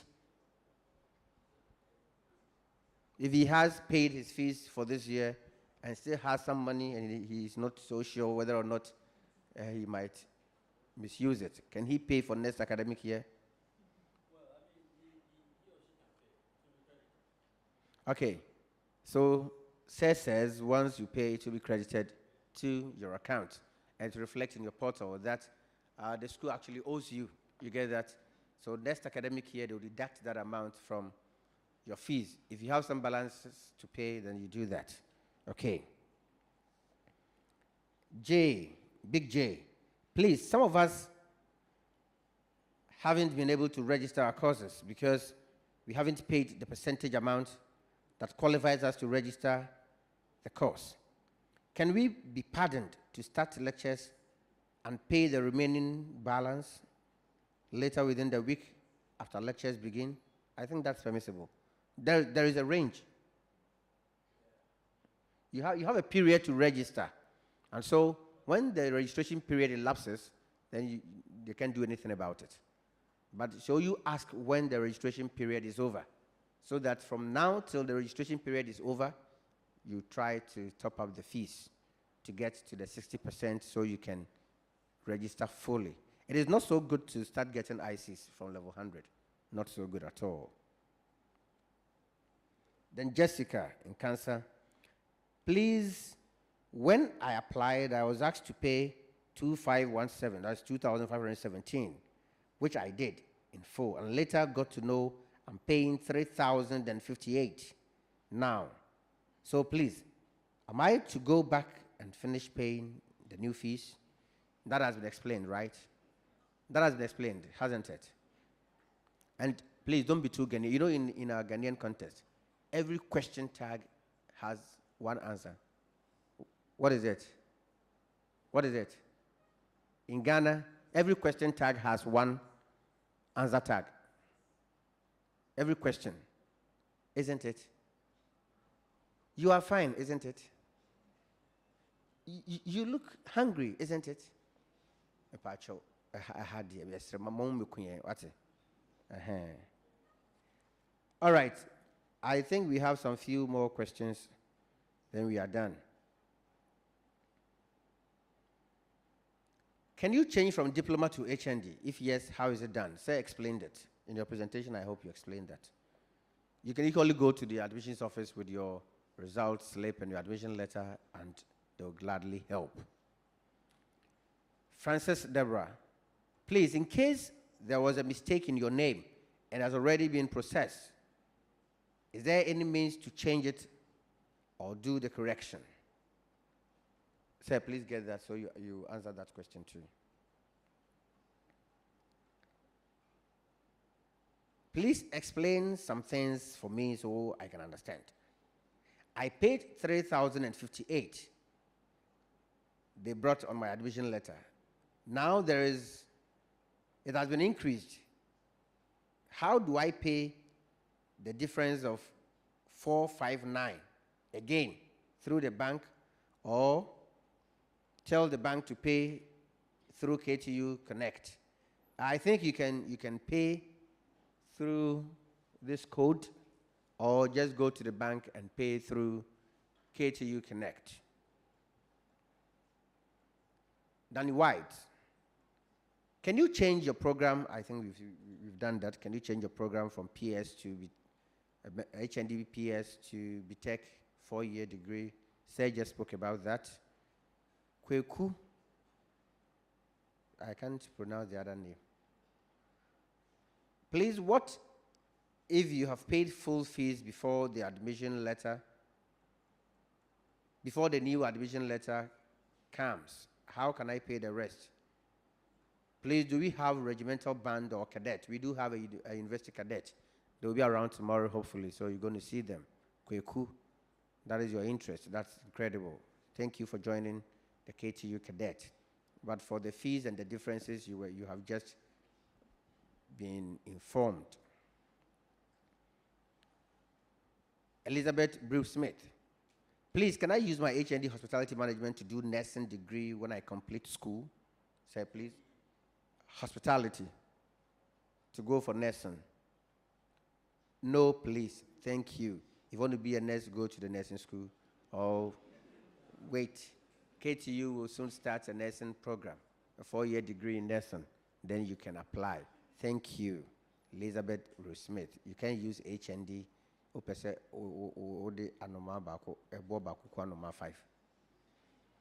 Kenneth Mensah, please, if I had D7 in maths, can I do BTech in the business school? If yes, how? D7 in maths? No. You were just told that for the degree courses, the BTech courses, you need minimum C6, right? Okay. James Walker, please, I had only D7 in chemistry. Can I do BTech civil engineering? No. Thank you, James. Try HND. If it is only one, you can do HND. If it is only one D. In the electives, yes.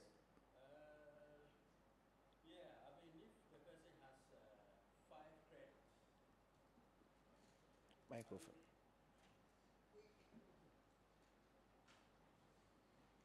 So these ones, answer before later, do the general. Yeah, the thing is that for the HND programs, there are two requirements. One, when it happens that the person's, any of the core courses is D7, okay, then you require 3 electives, which should be at least C6. Now, the second one is that the person should have at least C5. That one we use 5 credits. Okay. Okay, so 3 core, 2 electives. Okay. I mean, provided the 2 electives that is left is relevant to that particular program. Okay. Thank you very much, sir. So, James, Waswima. Nathan, Bredu Sapon. I've already paid my fees, but the company wants to sponsor me. So will the fees I've already paid be refunded? If I've been given the receipt, if I've been given the receipt to the company, I'm sure he wants to say that he's already paid the fees, but the company wants to sponsor his education, and he doesn't want them to know he's paid the fees. To know he's been able to pay the fees.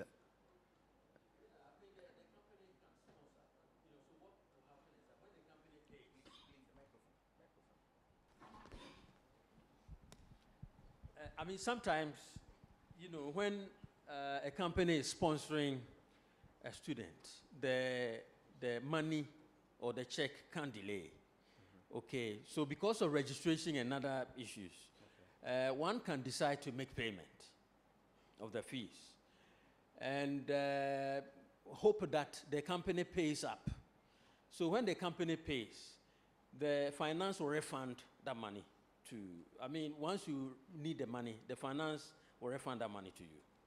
When the money has been paid into the university's account, exactly, it can be refunded to the student. Exactly. Oh, yeah. I thought that once the money comes in, getting it is quite difficult. But if we have the assurance that it will be refunded, then of course. This is a reasonable excuse. A very reasonable one. Yes. Thank you. Then, Ellen Carty. Sir, please, is the matriculation compulsory for all students? So you get that. Get that as part of the responses. Okay. Within the matriculation book, college. Okay. Now, Desmond Newton, the very last one.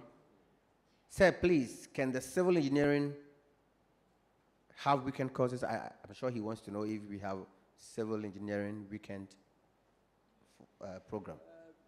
When we have the numbers. Okay. So, Desmond, according to Sir, when we have the numbers, we run the program. So if we have enough students for a weekend program in civil engineering, it will be run. Thank you. Sir, now answer the questions. Okay, thanks very much. Now let me start with the fashion question, whether the fashion student can pursue a top-up degree program. Presently, we do not have a 4-year degree in fashion, but work is being done to have a degree program in fashion approved so that we can run. So by the time you finish the HND, we may have a 4-year degree in fashion. So once you finish, then you join at 300. Now, whether or not we have a distance program, in the real sense of the word, distance, we don't.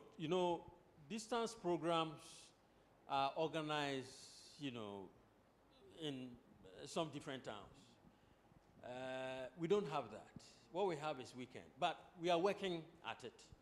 We are working at, sending our programs to, to the doorstep of students, where we know we can have the numbers. Now, change of name. You said that the name on the resource slip is different from the name that you have gazetted. Is that it? Now, essentially, what happens is that when you are coming in without an affidavit or a gazette, we use the names on the resource slip. Okay. Now, if it happens that you want to have a change of name and you have gazetted your name, okay, probably because, you got married or some other reason, we will use the name on the gazetted document. Are you with me? I don't know whether I'm answering your question. We use the name on the gazetted document. Okay, and not, the one on the, because, as part of the admission process, you added that document, which shows that you want your name to be changed because of this and that. Okay, so we will change and use a gazetted name. Unless, of course, I haven't answered your question. You didn't add a document. So,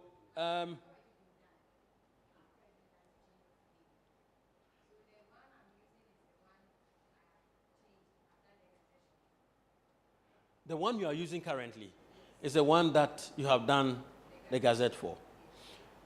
I don't have that name on my results slip, like my SHS results slip. Okay. I changed it after. Okay, after SHS. Yes.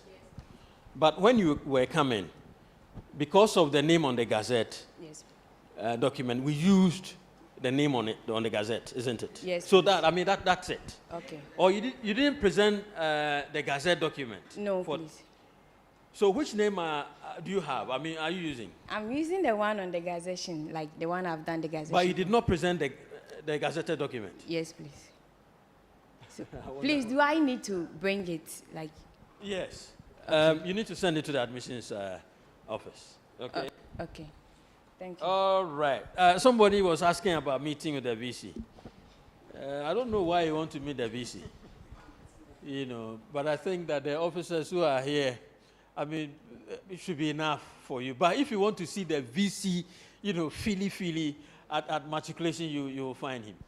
Sometimes the VC can organize some meetings where you can, see him face to face, and the registrar. I'll add the registrar to it. Okay, and even the Pro VC, you can see them. All right, somebody was asking whether he could use EET Part 1 to do top-up. Nope. If you have gone through the EET system, what you should have is Part 3. If you have Part 3, then you can do a top-up in telecom or electrical. Somebody was asking whether we have biomedical or medical lab weekend. It is essentially, it has to do with numbers. Okay, once the numbers are there, we will run. We have the minimum numbers, we will run. Somebody was talking about Class B. I don't know whether the person has registered, because we put you in classes when you register. Every class has a minimum a maximum number. So once we achieve the maximum number, we progress to the other class. So it may be that because of registration, you have been put in a class, which is Class B. Somebody was asking as to how many years it takes to do a degree. Now, it depends. If it is WASI, you are a WASI holder, or its equivalent certificate, then you are doing 4 years. If it is HND or its equivalent certificate, then you are doing maximum 2 years. Are you with me? Cyber security, yes, we are working on it. It may come, in the shortest possible time. As for the matriculation question, I think I repeated it, and my brother has, answered it. Top up in biomedical, yes. We have a 4-year stream.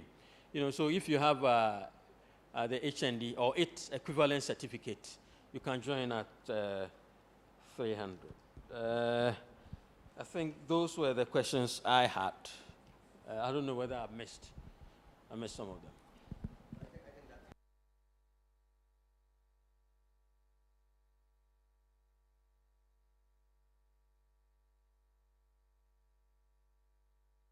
Thank you very much, sir.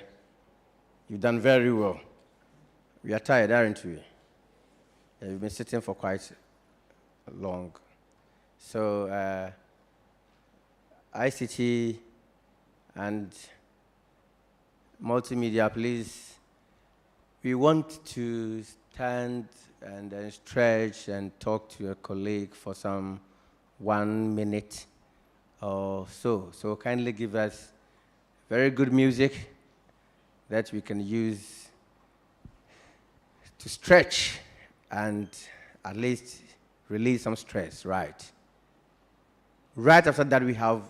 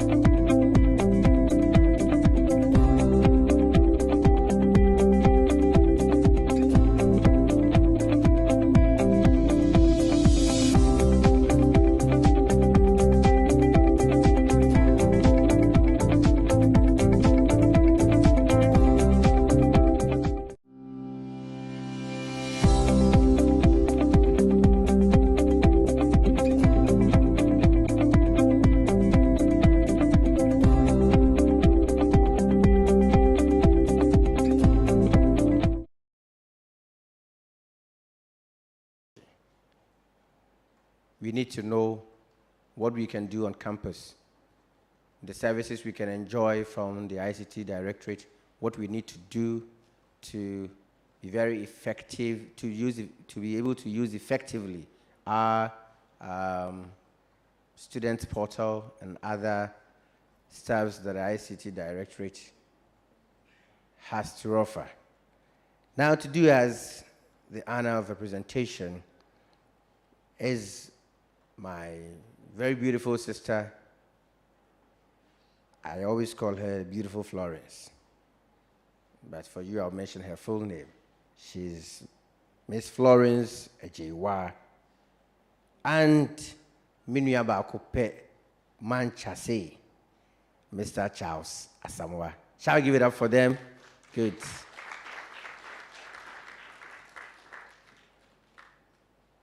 You'll be seeing these faces very often anytime you go to the ICT support unit. Great.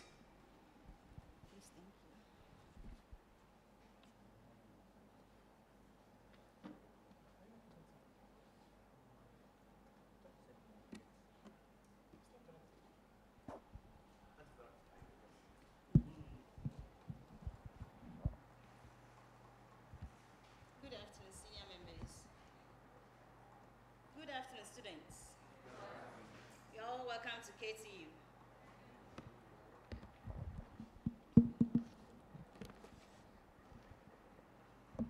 As the MC said, my name is Florence Ejewa, and I'm representing on behalf of my boss, my director, Mr. Emmanuel, Deborah.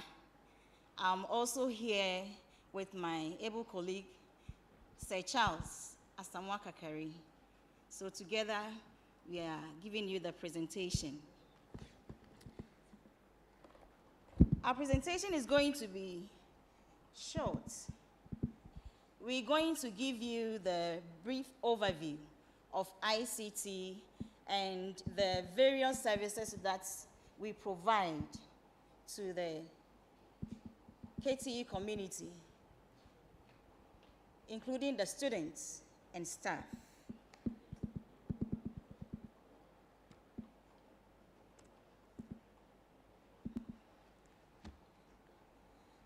ICT Directorates, as the name goes, we are responsible for managing the institution's information and the applications that we use.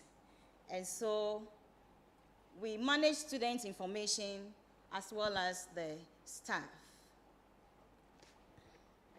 Now, the directorate encompasses four sections. We have the network section, which is headed by Mr. Kovner. Please, can you raise your hand? Thank you. We also have the IT services section, which is headed by our able colleague, Nana Mante. And then we have the MIS, which is also headed by Sir Charles Kakari Asamoah. And finally, the user support and capacity training, which is headed by Florence Ejewa. Florence Ejewa, it's here.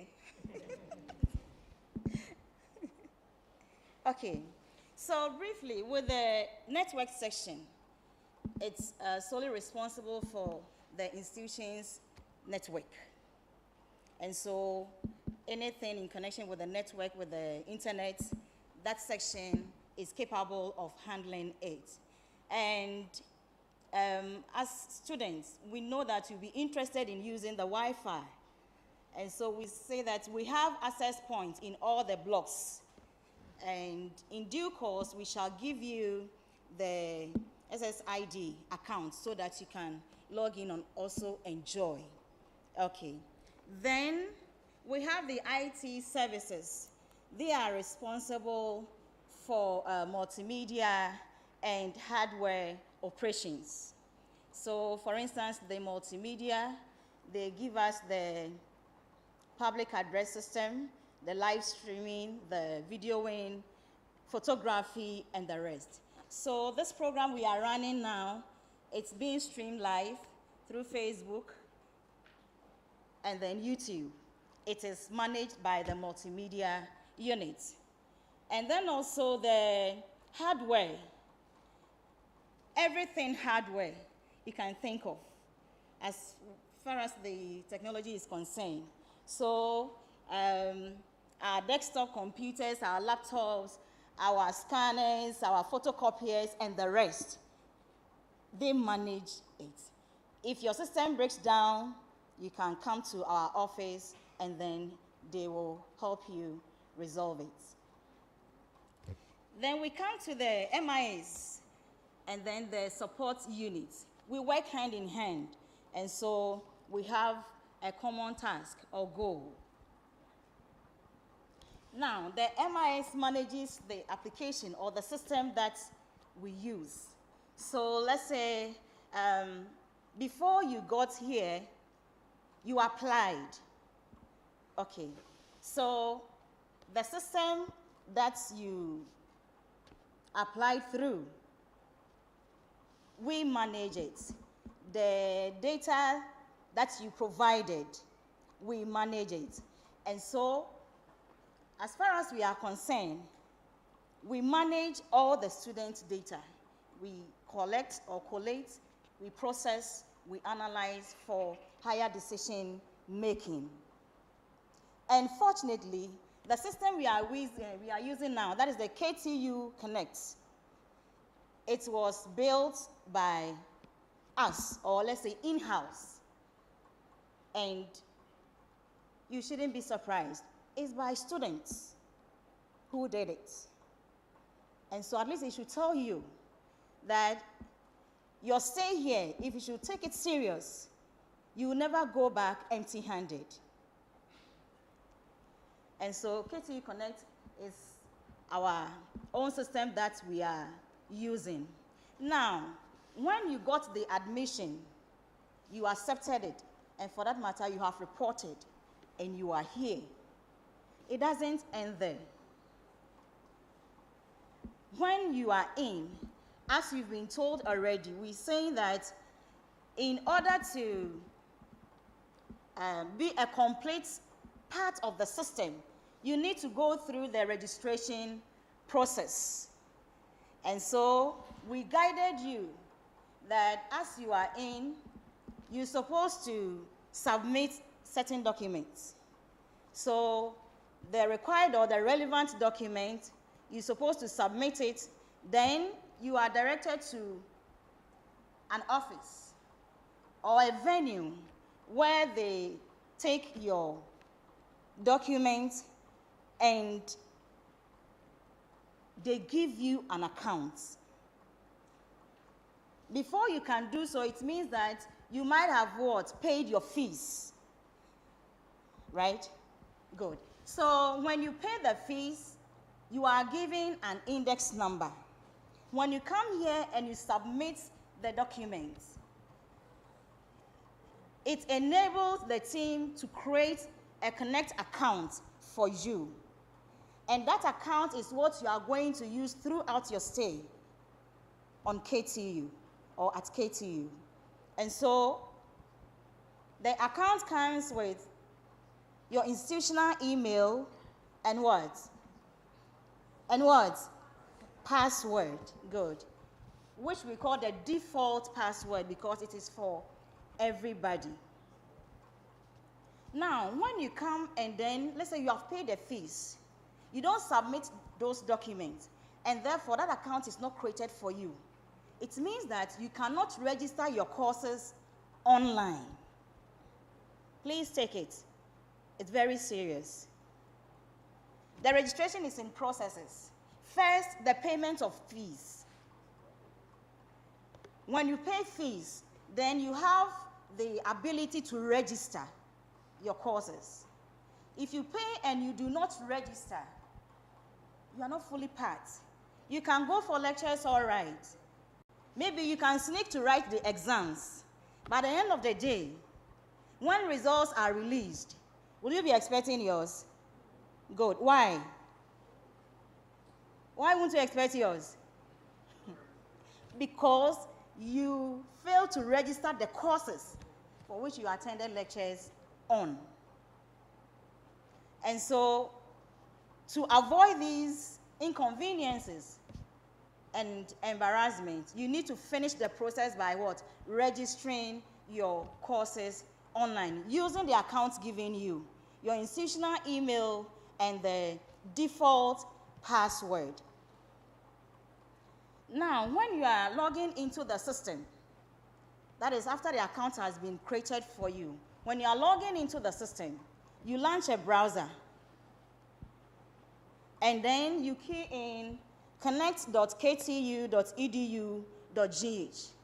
That is the first step.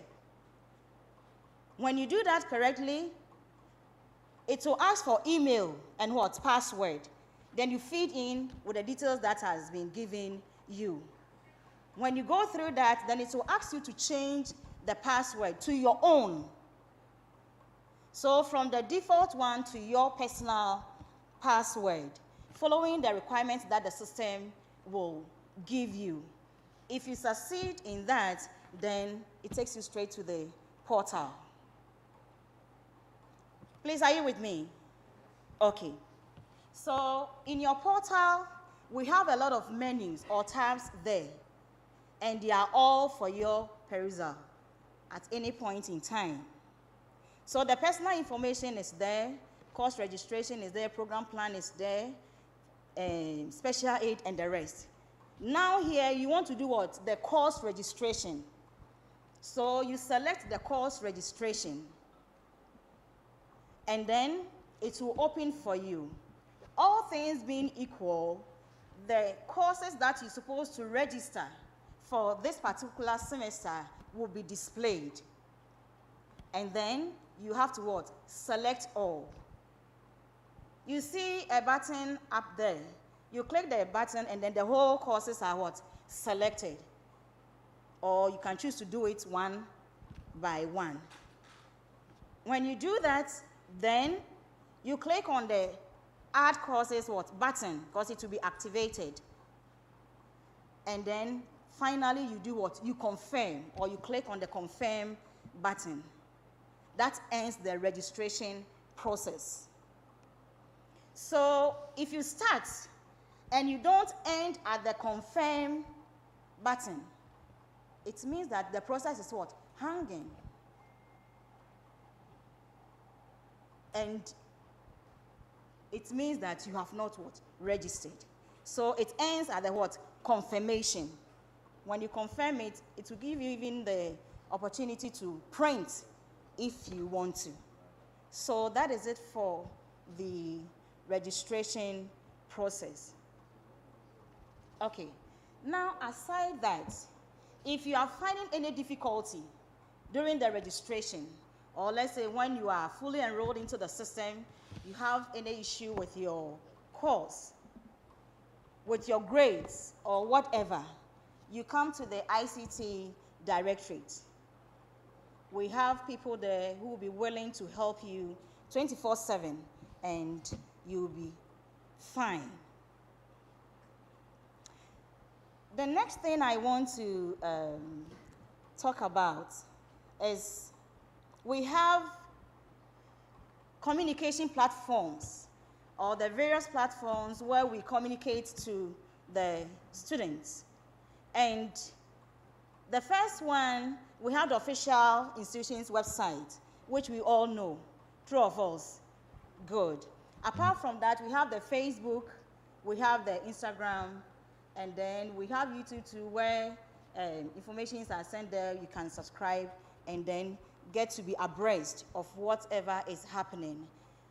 We also have the institution's WhatsApp group, which is created purposely for students, and that is one of the official platform that we communicate with all the students. So I'm urging you that if you are not in it. If you have not subscribed, if you have not been part of it, please do so. We have pasted some sheets which you will need to scan. If you scan, automatically it takes you to KTU Live. The name is KTU Live. And so whatever happens in the school, which you need to be aware or you need to know, everything is channeled through that platform. So please, don't exclude yourself from it. Then, apart from the platform, we also give other services. As I said, we repair, we do other things. And so all these things, any problem that you have, as far as your academics is concerned, your results and your grades, your courses are concerned, you can come to the ICT Directorate. When you are trying to register and let's say you be given a prompt, or when you go to the course registration, it says that, okay, no bill found, or courses not available. Those are peculiar cases. You just come there and then we will do the correction so that you'll be able to register. Apart from that, there are no problems which should prevent you from registering successfully. For our KTU Live, we have an administrator here in the person of Isaac. Isaac, please, can you stand up? Okay. So he is behind, and everything that you be receiving will be coming from him. We also have other avenues where you can channel your concerns or issues. If you receive anything that you are not clear about, you can send it through that means, and it will be addressed for you. So, on that note, I bring my presentation to an end. Thank you for listening.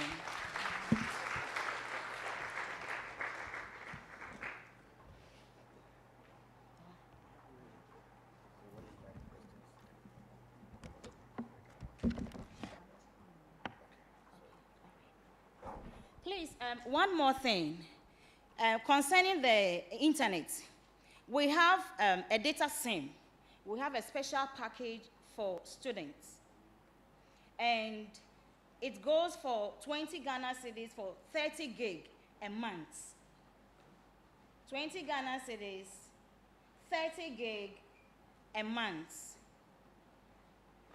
And so we will entreat you that if you are interested, you subscribe to. And so how we run it is that if you are interested, you pay for the first 3 months, which is 60 cedis. And so you come, you put down your name, and then you pay for the first 3 months. You'll be given, you enjoy.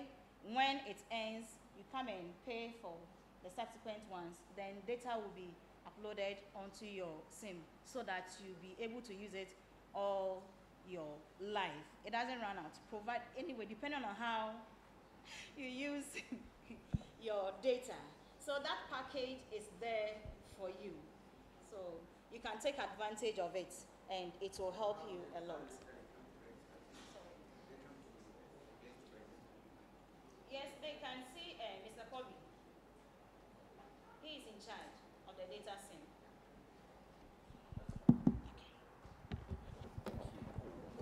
Shall we give it up for her? Thank you very much, beautiful Florence. I told you the next 2 presentations are equally important. In fact, it escaped me you had a data something. Just last week, had to purchase 18 cedis, 3 gig, from a friend. And that is supposed to be a friend. Kobe, please sign me on automatically. Please, I beg you. Adia F4, no benefit. All right. Our very last presentation.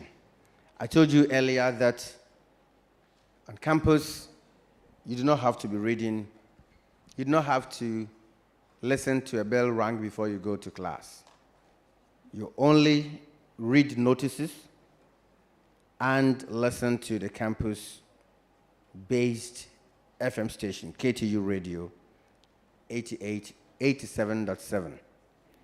And the FM manager or administrator is here himself, Kasatintin Daniel Ofosu. He will do us the honor to give a very brief presentation. Shall we clap for him while he comes? In fact, he's my boss on Wednesdays when we begin our program, English Made Easy. He is my boss, but over here, I am in charge. The only good thing is that when I am not wearing shoes, I am taller than him, but when I'm on shoes, he is taller. Shall I give it up for him again? Great. All right. Thank you. All right. Good afternoon. Are you hungry? Okay, lunch on me. Agreed? So pay attention to what I'm coming to say. All right. As I've already been introduced, my name is Kasatintin. But if you want to be official, just call me Daniel Ofosu. But I prefer to be called Kasatintin. So wherever you meet me, just say Kasatintin, and I'll respond to you. I'm the manager for the campus-based radio station, which is KTU Radio 87.7. Show by hand those who are interested in or have dream of working in a radio station or TV station. If you are interested, if you have a dream, if you have passion for radio, if you want to work in a radio station or a TV station, or you want to become a blogger, show by hand. None of you. All right, the station is giving you free training. Once you are a student here, you are entitled to come over for training. We'll train you, you work in the radio station. So for the entire period that you'll be here, you'll be working with us. So once again, let me ask, how many of you want to work in the radio station? Or want to work with us at KTU Radio? All right, don't be shy. All right. After here, you have to contact me, and I'll show you the process, how you can be part of us. All right. Before then, we are online. You can like us or follow us on our social media platforms, 877 KTU Radio. Or the social media platform is 877 KTU Radio. You can also tune in. We are live on the airwaves, 87.7 FM. And then whenever we are live too, you can listen to us, kturadio.radio12345.com. Right now, I want you, since you are now part of us, I mean, you are a student here, and the station is yours, I want you to go online now and subscribe to our YouTube channel. Follow us on Facebook, Instagram, Twitter, TikTok, wherever. It's 877 KTU Radio. I want you to do that now.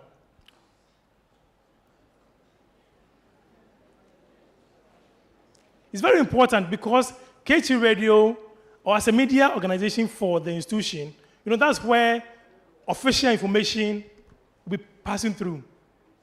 If management want to tell you something, they, let's say, exams office, they want to pass information to you, they'll use the radio station.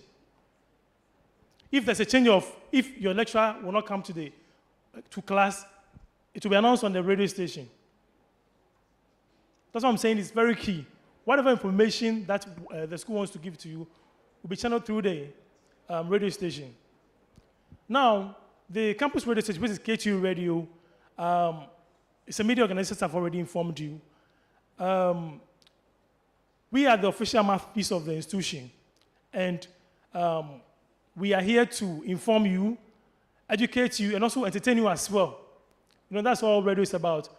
And then, since it's an institutional radio station, aside doing all these things, the facility also serves as a training ground for some of you, those who are interested in media, communication, and even management as well. We give you the opportunity to do that. If you want to be a blogger, we train you. You don't have to necessarily have prior experience in the media. We are giving you free opportunity. Just come over, we'll train you, you become a better person. There were guys who were like you, they were here. Now, after training with us, they are now working with big institutions, big radio stations, television stations. They now own their own companies, media companies, right? So it's an opportunity for you to be with us. Is it okay? With KT Radio, we do more of education as well. For instance, on Wednesdays, there's a program we call English Made Easy, which is hosted by myself, and then your MC, Solomon Ernest, is the panel. We give you a lot of education in English, how you can improve on your communication skills. And some of the lecturers also come to the radio station to also give lectures. When you go for lectures, you may not understand some of the things that you were taught, but there's another opportunity for you to also listen to them again. You can call into the radio station and ask questions. We'll be online as well. We'll be live on Facebook, on YouTube as well. You can join in the class and then send you your questions, and the necessary answers will be given to you so that you have deeper understanding of whatever is being taught. So don't joke about KTU Radio. It's the best radio, campus radio station in Ghana now, if I should tell you. We were just recently recognized as the best campus radio station in Ghana, just this December. Yeah. Who to clap? So every morning, we operate 24/7. We don't go off 24/7. So whenever you wake up in the morning, that's supposed to be on KTU Radio 87.7. You can listen to us live. When you're leaving your hostel or home, you can just plug in. We are live, ktradio.12345.com. And then also on social media, you can see whatever is going on in our television studio. And let me mention this, we also have a television studio at the radio station. So when we come, it's not just about radio. We're also teaching you how to also do TV. You don't have to be an on-air person. There are a lot of jobs behind the scenes. For instance, we are going live. We are here, we are going live. You can see some people behind the camera. This is also part of television production. There's somebody who was controlling the keyboards or controlling the videos, making sure that the right videos are put on air. It's our responsibility to do that, to train you to know how to do that. You are thinking, I'm an engineer, I'm an engineering student. How does radio benefit me? Yes, you can work in a radio station. There are technical side. Our machine can break down, but as an engineer, you will be given the opportunity to fix some of the technical challenges. You know how to write, but you're not good at speaking. We will teach you how to write good English or how to write good script. You are a marketer, you are doing marketing. There's opportunity for you because we need adverts for the radio station. So once you come and we train you, it's more or less like you are getting the hands-on training. Now, organizations are looking for people who have on-the-job experience. When in the 3 years that will be here, if you have the opportunity to be with us, you already have that experience. You can present it anywhere, and you will be given the job offer. And even if you are not given a private job, you can work on your. You can set up your own business. You can set up your own business and then get money for yourself. My name is Kasente, but I'll not talk too much because of time. If you have any question, I'm around. You can ask. Thank you so much. Thank you very much. Kasatente spoke in Tetia form. That's fine. Thank you. Now questions. Questions regarding the presentations. Questions. I have some questions here.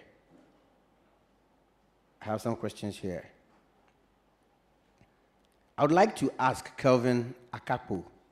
I would like to ask, during the attachment period, is there a university that gets us various institutions for the attachment. Yes, the liaison office sometimes will get you places. That is if you don't have a place or you haven't gotten a place yet. But if you do get a place, it's better. Normally, you go out there with your letters to seek for places for your attachment. In extreme circumstances where you haven't gotten a place, then the liaison office can be of help. Please, why does the Connect SIP delay in opening? Please get that. No, get the questions down so that you can answer them.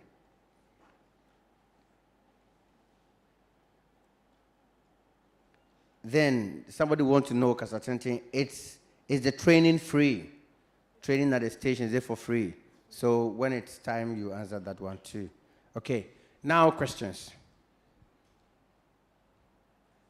Steve, please kindly check outside.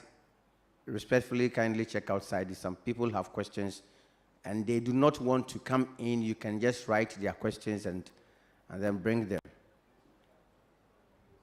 Yes, those of you privileged to be inside. Questions? I've always said that if you don't ask questions and they leave, some of us may not be of help, because if you ask me, I wouldn't know what to say. All right. Mr. Mary, will you help with a liaison question? Mary, there was a question to liaison office. Can you be of help?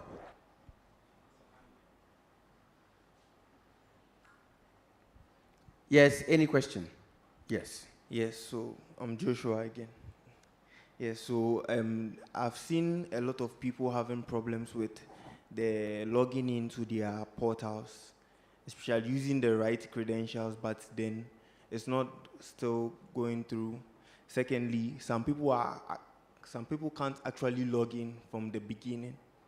So what is the solution to that? Okay, yes, next question. Next question. We are taking about 3, then you answer all together. Some people cannot log in at all. Is it because they don't know how to do it? Oh, I see. Yes.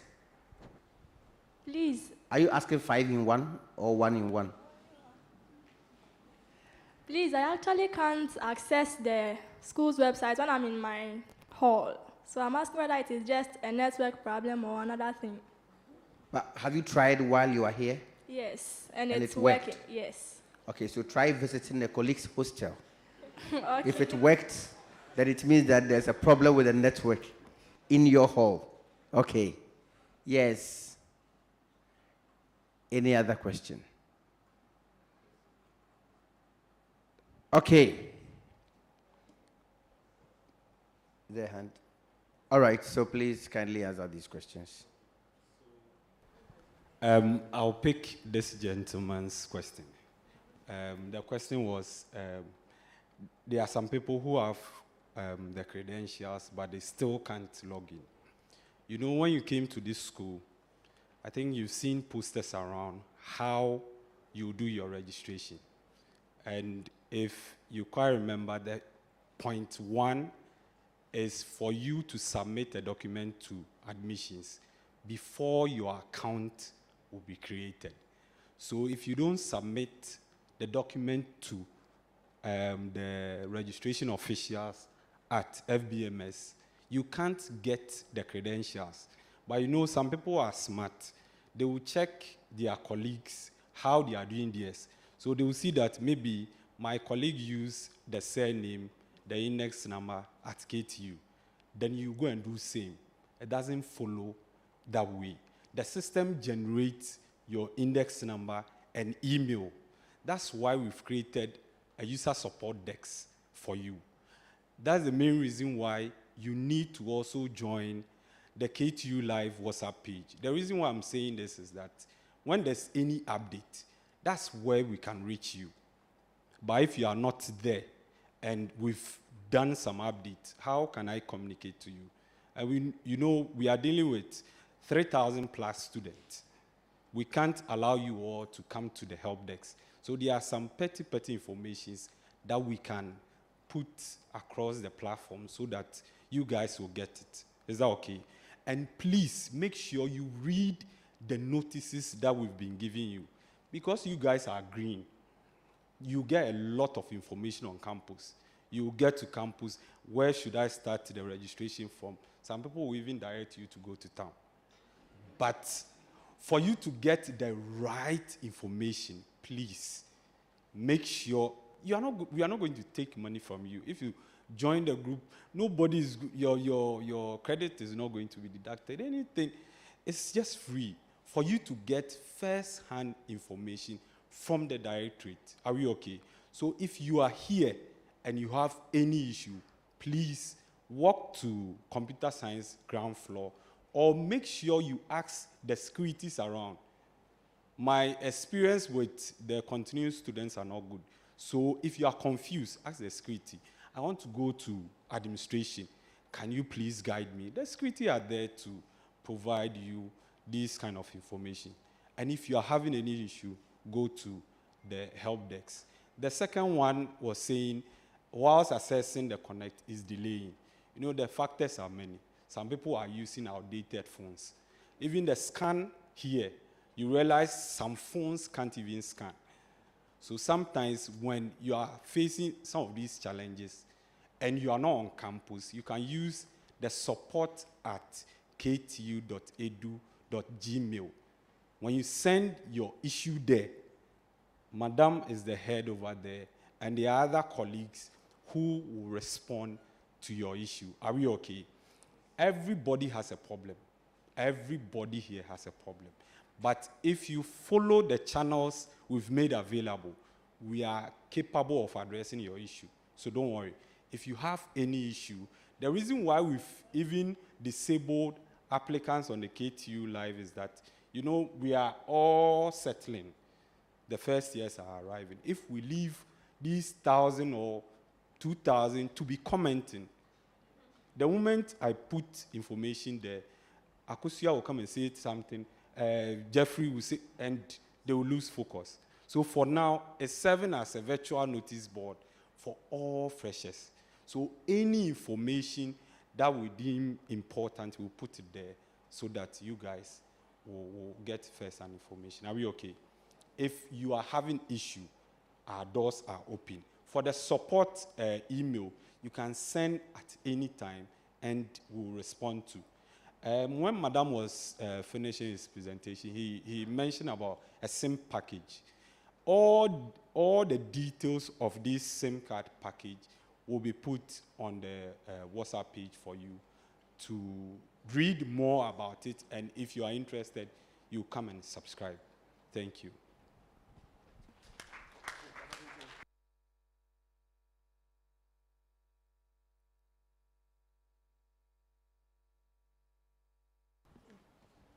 I'm very tall. Let me stand here. All right. There was a question whether the training at KT Radio is free. Yes, it is absolutely free.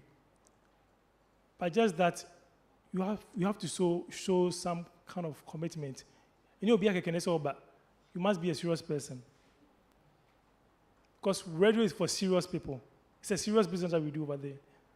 And we train you to be a professional. Into which mean money, more lectures. But we give you a flexible training times.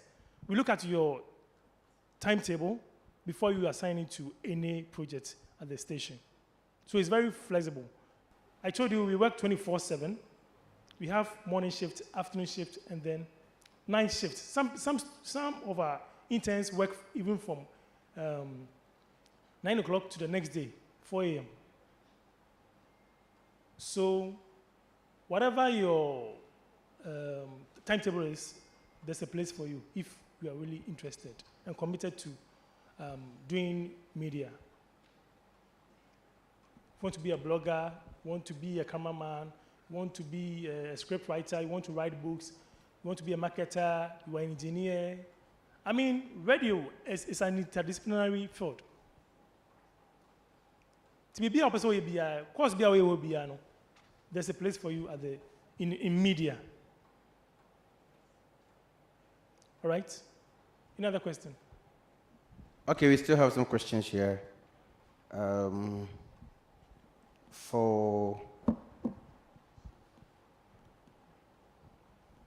I think these are questions I have read already. I tried to sign into my account, which was created for me after I was done with my registration, but it says account is not recognized.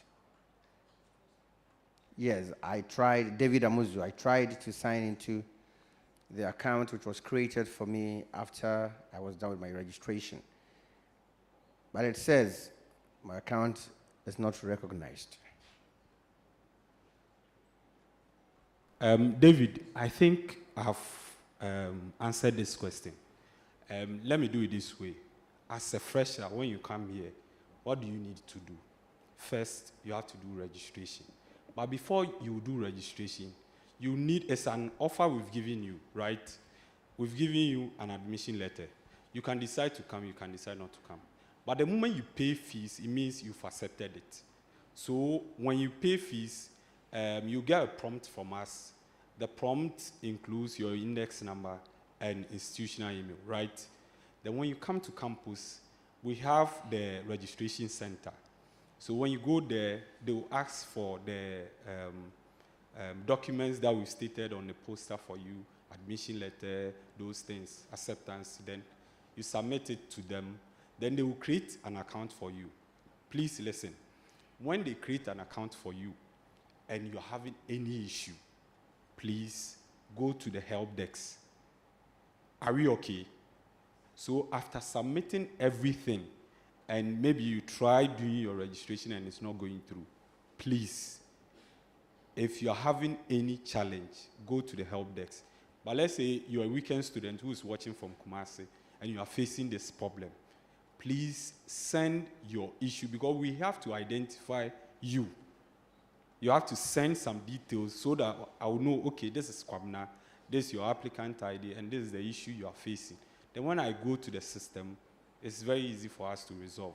But if you give a general information like this, it will be very, I'm dealing with thousands of students. How will I know this is the particular student who is having the issue if you don't avail yourself? So please, if you are having any challenge, let the ICT know. Don't ask a friend because he is not an official of the directorate. Go to the avenues we've made available for you. I quite remember last 3 years, some people were going to have MESEM. And later, I think if it's today, 2 o'clock, somebody came the next day saying a friend of hers told her that the MESEM was not coming on. The question is that person a lecturer? No. So why do you take information from the lecturer? So in your case, we don't want to give that room for people to become self-imposed information ministers. No. Take the information from the right sources. Are we okay? Please show by hand those who are on the WhatsApp group, a KTU Live. That's impressive. And if you remember when today's program was going to come on, we posted it. Any live thing going on, we are going to post it. Even the announcement that brought this thing, the orientation into being, we even posted it for you. So please, if you have a friend in the hostel and that person has not subscribed, please make sure you take her phone and do it for her. I just resolved an issue. There's somebody in this school. He has been here for 3 years and has not done registration. What is the implication? The moment you fail to do registration, you can be here 50 years, you're not going to get any certificate. Are you okay? Because the registration will help you register that course for the lecturer to see you on the score sheet to enter your marks for you. We are not saying everybody should pay 100% of the fee. We said pay 50%. So some people will come with an excuse, 50% of the fee. Get it right, 50. No, they said 60. Who said 60? 50, no, 60. You pay 60%. Okay, so 60% of the fee. We are not expecting you to pay all. Is that okay? So somebody will say, oh, I didn't pay 100%, and because of that, I didn't want to register. No, just give it a try. And there's one last thing. Normally, when you use the system and you are facing any challenge, it comes with an error code. Sometimes you get a student walking into your office, and for 1 hour, he's not able to even tell you the issue he's having. Just let me know the error the system gave you. Bill not found. Schedule not set. The moment you say it that way, it makes it very easy for any official to attend to you. Are we okay? So please make good use of the support email, support@ktu.edu.gh. Please, are we okay? And all the issues you've been saying will be solved. You have some last two Before I go questions. there, please, you'll be writing exams. We don't want students to be trooping into ICT. So this is the structure we've laid in this school. If you're a student and you have any challenge, the first point, results-related problems, the first point is your department. The department has exams officers who will look into your issue and advise. When it's beyond them, then they will refer you to ICT. So ICT Directorate is just a referral center. Don't just walk, my courses are not showing, what. First, go to your exams officer. He will examine everything. But there are some issues they can solve from the exams office. Are we okay? So please, if you've forgotten all the things they've told you, just these small things, remember. 1, as a fresher, you have to register. 2, if you have issue, go to the support desk or email us support@ktu.edu.gh. Or if you get missing on campus, make good use of the security men around. Thank you. Okay, thank you, Charles. Now, Rash Bless asks this question. Why don't you pass information through SMS? The next question. I hope this one you can answer it yourself. You've all received SMS from us, isn't it? Please, please, how can you join KTU Live?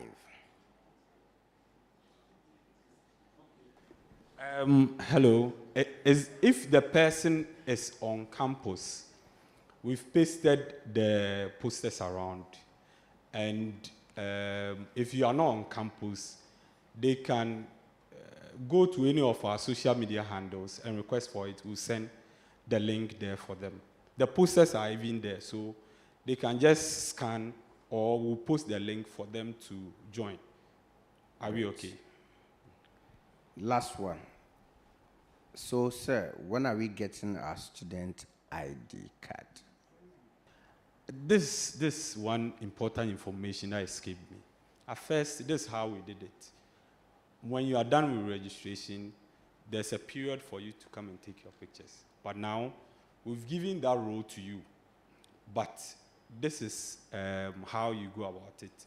We need your picture with a passport picture with a blue, sea blue background.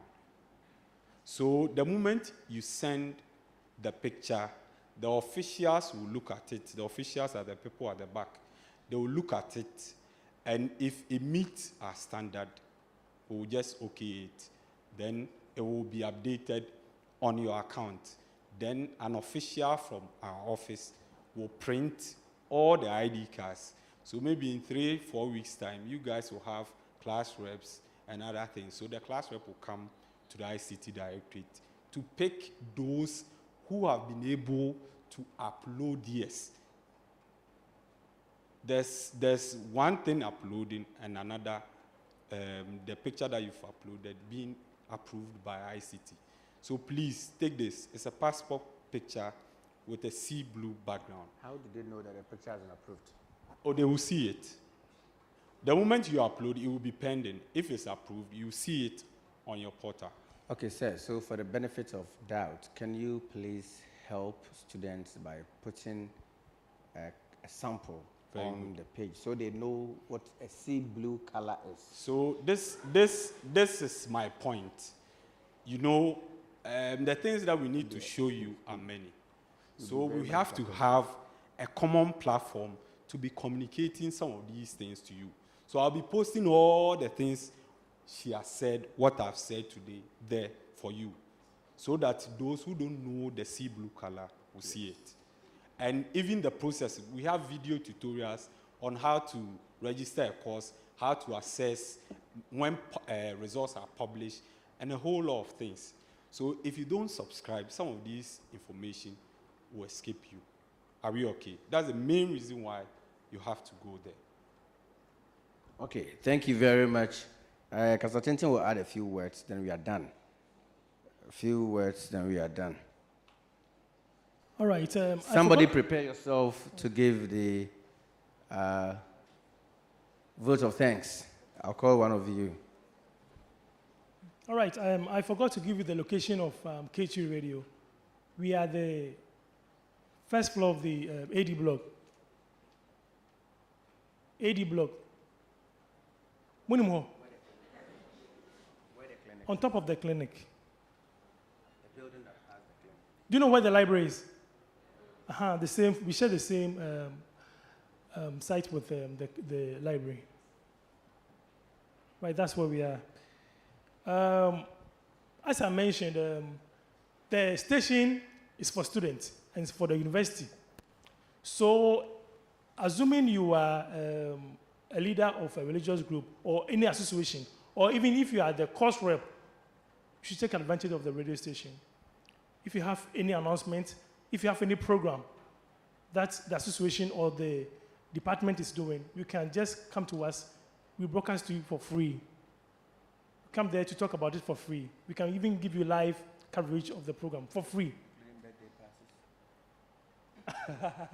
Yeah, we do.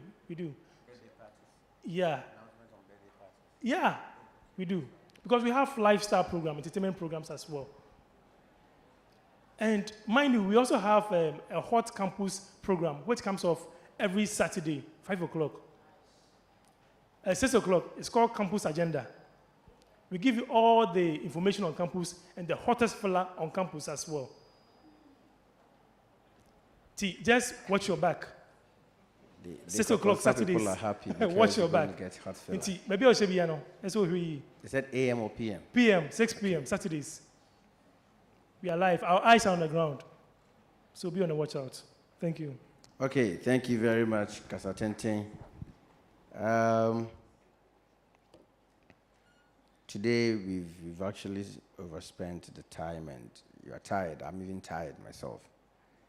We want to thank you all for being very cooperative, for the comportment and everything. Thank you so much. On behalf of the chairman, who is not here, in fact, he asked permission. We are very grateful. Tomorrow will be the last day for the orientation. And tomorrow we're going to have speakers from the library, from the language center, from the other centers on campus, cadet. Somebody asked a question on cadet. So those from cadet and all that will be present to tell you about their services and how well you can utilize these services. We asked earlier if we had international students around, and I didn't see any hand. But if there are international students around, people from the International Relations Directorate will be here to also give us a presentation on how students can benefit from their department. Thank you very much for doing the listening and being so cooperative. Shall we have somebody give us the... Kweku Fosu, is he here? Kweku? He's my nephew. Kweku? Kweku Fosu, where are you? Good. You're absent today. Right from here, I'll call your father. Oba school was started or messy. Okay. Yes, you've been looking at me, I've been looking at you. Come and give us the. Yes, come. Bro, for kakrebi na beka. No, here we don't say no. Share. That's what we say, sir. And please, the ICT, let me add this before you leave. The ICT support department, please, when you go there, do not speak to them as if you have a right to certain things. No, please. I've been there on several occasions to apologize on behalf of students. 2023, my resolution is that if a student shows such disrespect, they should deal with the student anyhow they want. Because if they were your siblings, you wouldn't be talking to them anyhow. Please, accord them some respect. It is very natural that when you need help from somebody, you speak in a respectable manner, a very respectful manner, so that the person accords you same. All right. Yes, vote of thanks.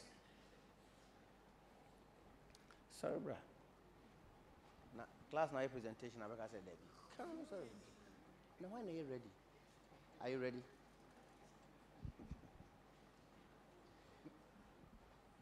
Okay. I think yesterday a lady did that, right? Okay, today another lady will do that. Hello, you can do that, can't you? Yes. Good. Shall we clap for her?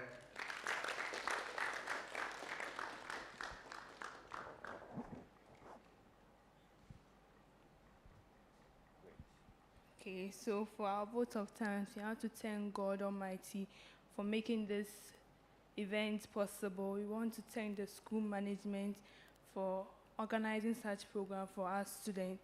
And we also want to thank the students of also coming for this program. We want to say God bless you all. Thank you. Thank you. What's your name? Erica. Okay, Erica is a wonderful name. I thought you are comfort. Comfort, grace. Anytime you want to know certain names, just go to the hairdressing salon. Just walk in there and just ask, is Sister Mercy here or is Sister Grace here? Because here now. Thank you very much. A word of prayer, gentlemen, a word of prayer. Men are closer to God, so I always want to call men to pray. Women are easily deceived. Oh, that is true. Now, why not what I done? Yes, anybody to do as the honor? Any religious person to pray for us? No Muslim here, no Christian here. God should be very disappointed. Okay, yes. Shall we rise and pray, please?